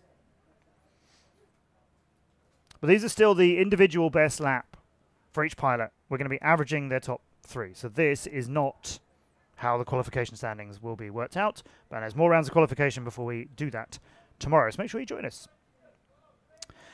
So heat number 11 is looking almost ready with Bilal Ayman Shaid, Musab Zabir Domesh, Pen Yang from China, who's 16, by the way, and 17th on our leaderboard.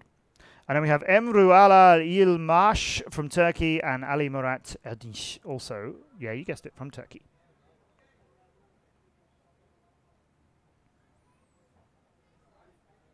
Actually, no, Ali Murat Erdinç will be in the next heat. I apologise, there's going to be 4 pilots in this one. There's one of them. That camera op. Wasn't sure where that was coming from. So Si Yangpeng, comfortably the quickest of all of these. Next closest to them is showing us snow at the moment. It's Don Mesh. He's managed to do a 30.9, which has got them 32nd place for now. Emrullah Yilmaz has got a 50.1 best. Sang, as you can see, their first lap at 20.2. That's gained them a couple of places, actually. That's just pushed them past Long Xingpeng. Long XL who's here from the China team. Peng is moving quickly on the second lap too. That's a 20.4, so that's fractionally outside their best lap by 0.2, but it's another one that's surely going to be part of their top 3, which means solid consistency for them. Yilmaz, though, hasn't got it to the line yet. That's the tunnel. Are they down in front of the tunnel? This could be an awkward place to recover from. They're not going to get into anybody's way, though, as Si Yangpeng has done a 20.269, a 20.4, and a 20.3. I was just saying that's solid consistency. Their best time, and then a time that was 0.05 of a second slower than it, and then a time that was 0.1 of a second slower than that. 3 laps, all flown in less than 0.2 of a second's difference. And in fact, every one of those laps, 20.26, 20.42,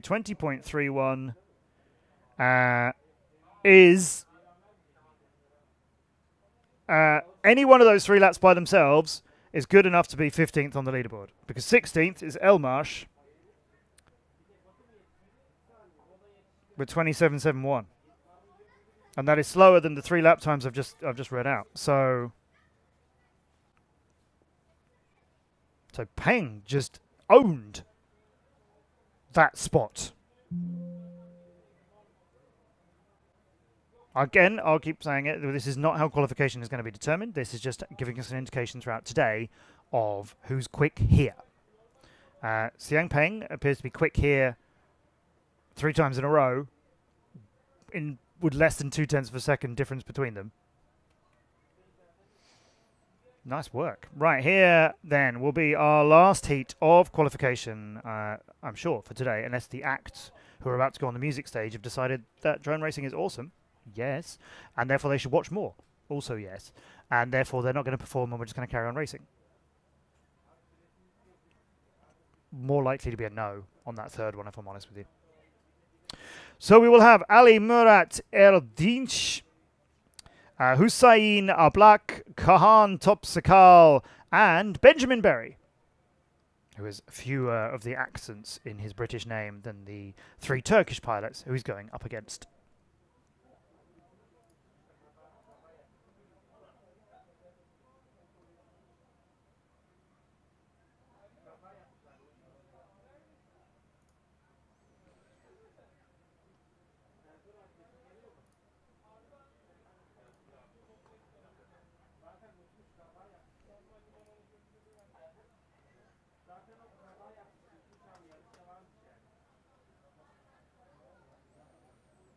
So just checking to see what we might be getting next. Just wondering, seeing some changes on things which just make me wonder if a rerun might be granted, whether there might be a 13th heat after this one, but not seeing it for certain just yet.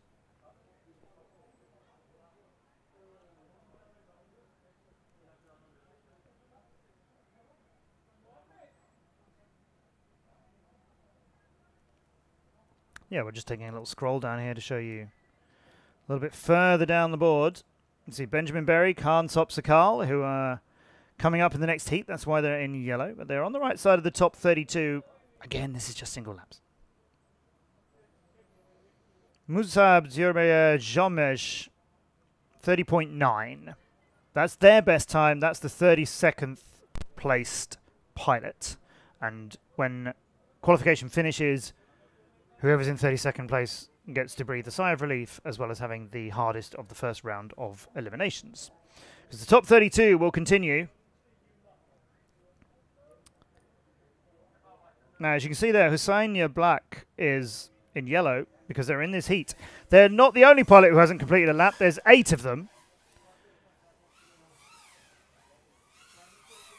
What's really weird is Topsicle was in the air before those starting tones had finished, but I'm pretty sure some heats have begun without starting tones at all, and they've just been told you can go. So I'm hoping that's all right for Topsicle. The chef, Benjamin Berry, the British pilot, the only British pilot here in the whole of this event, is feeding his way around, what I did there, around the double. Now, that's an extra turn. No, that's nice, actually. That's really nice, Benjamin. Keep that up. Let's see what his lap time is. It's a 34.123, which is nowhere near an improvement for him. Topsicle just smashed something hard, and it sounded like pieces to me. And Ali Murat Dijna, he and Hussein are 2 pilots who are not on a completed lap count yet. I'm whirling everybody on. I always want everyone to feel like, yes, all right, I wasn't quickest on this track, but I can do it. 3 laps on it is still a bit of a stretch, but let's see if we can get 1 completed, Edin. You've only got a couple of gates to go. This is a corkscrew. You've got to go through the right one, and then over the top, over the top, over the top. Now corkscrew it. Yes, good.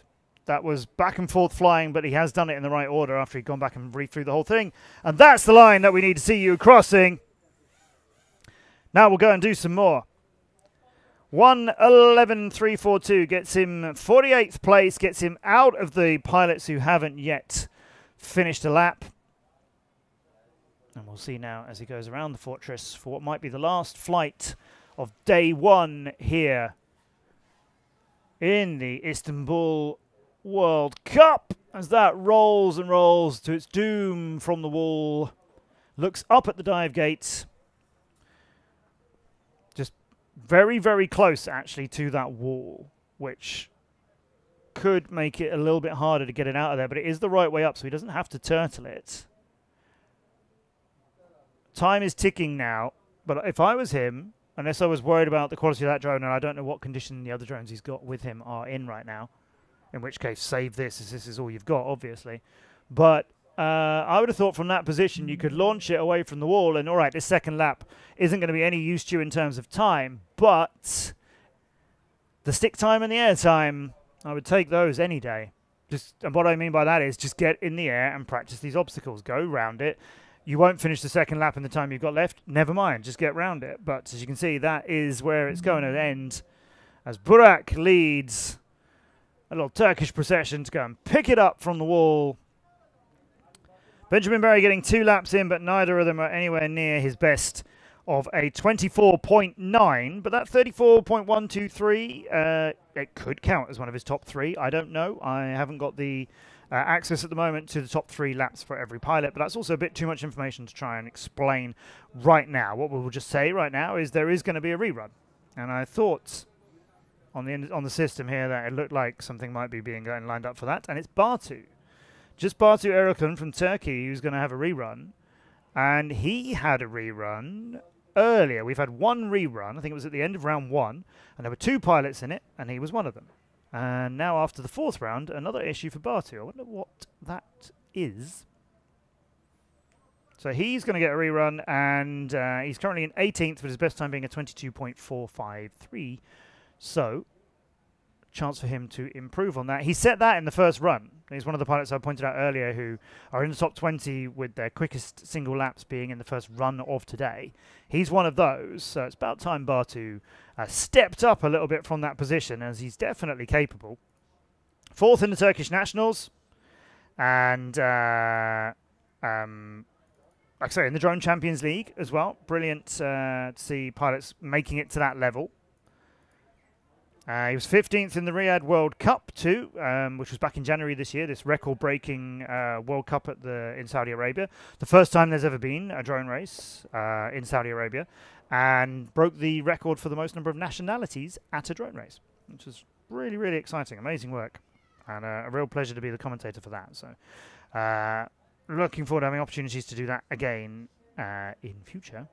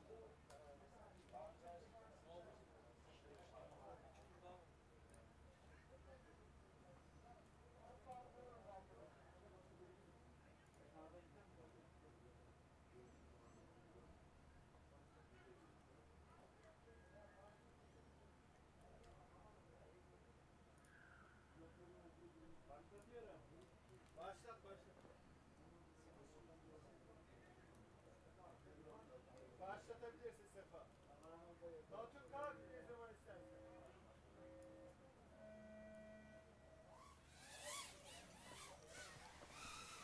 So Batu, with the track all to himself, and a time of 22.453 is the best single lap he's got.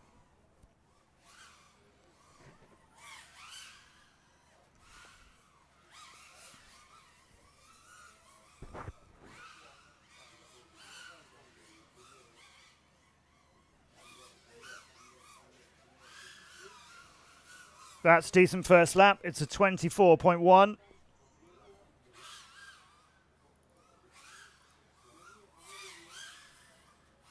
So he needs to find the best part of 2 seconds to make an improvement on his best single lap.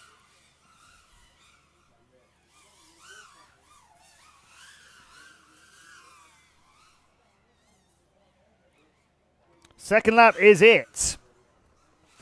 21.533. He's down there, 18th place, but that time was his best. Bounces off that blue Bosco gate so hard. That's going to surely come back. That's settled. That's coming back. Yes, but the third lap has got away, obviously. Let's finish the whole qualification day strongly, and he goes across the line in a 33.861. But an improvement for Batu, and when you're in a rerun like this, it's because there's been an issue which is out of your hands. Not something wrong with your drone. You don't get a rerun for that, for example. So for Batu, whatever problem there may have been earlier, he's managed to fly, and not just fly, but he's managed to put his best single lap in. So that is a good way for him to finish the day, and for us to complete our 4th round of qualifications, not the 6 or 7 we were sure we were aiming to do today, but rain, which I haven't mentioned for a few minutes, but rain. We had a lot. We had a lot, and we lost many, many hours. But there's going to be more racing tomorrow with more qualifications, and then the eliminations will start with the top 32. And it's a double elimination series, which means everybody gets 2 chances before they are eliminated. So we will see the best of these pilots. There's Batu's time, just getting him in on that 18th place that we just saw.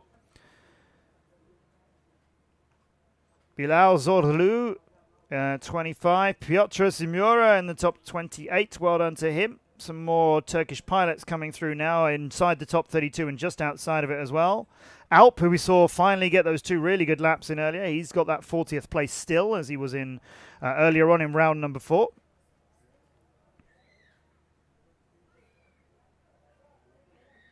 And we have a few more pilots before we get to those. It's 8 currently who don't have a completed lap on this track, unfortunately.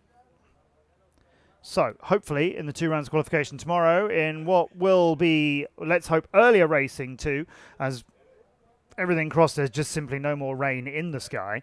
We will hopefully be back again, same time tomorrow. No, not the same time. Earlier tomorrow. Much, much earlier tomorrow on YouTube. I believe it'll be morning. It's as close as we'll estimate for now due to the weather. But make sure you join us here on YouTube with the Turkish Drone League and the brilliant FAI Istanbul Drone Racing World Cup. We've had day 1. Congratulations to all of our pilots, and thank you to everybody involved and all the pilots for their patience with all the weather conditions and for your patience watching wherever you are as well. We're going to start having the party in the background for the audience and the pilots who are here. Join me, Matt Andrews, and all of these incredible guys as they race, and we find out who's going to be the champion here in Istanbul tomorrow. But from us tonight, we'll put our hands up in the air, and I'll see you as always in the skies. And join us again here on YouTube tomorrow to see who's going to win.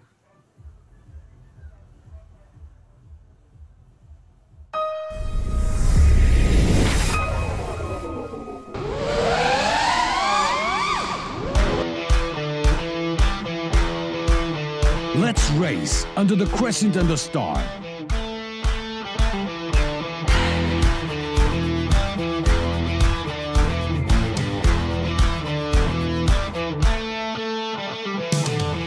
FAI Turkiye Drone Race, September 6 and 7, 2025, Istanbul. Register at turkiyedronerace.com.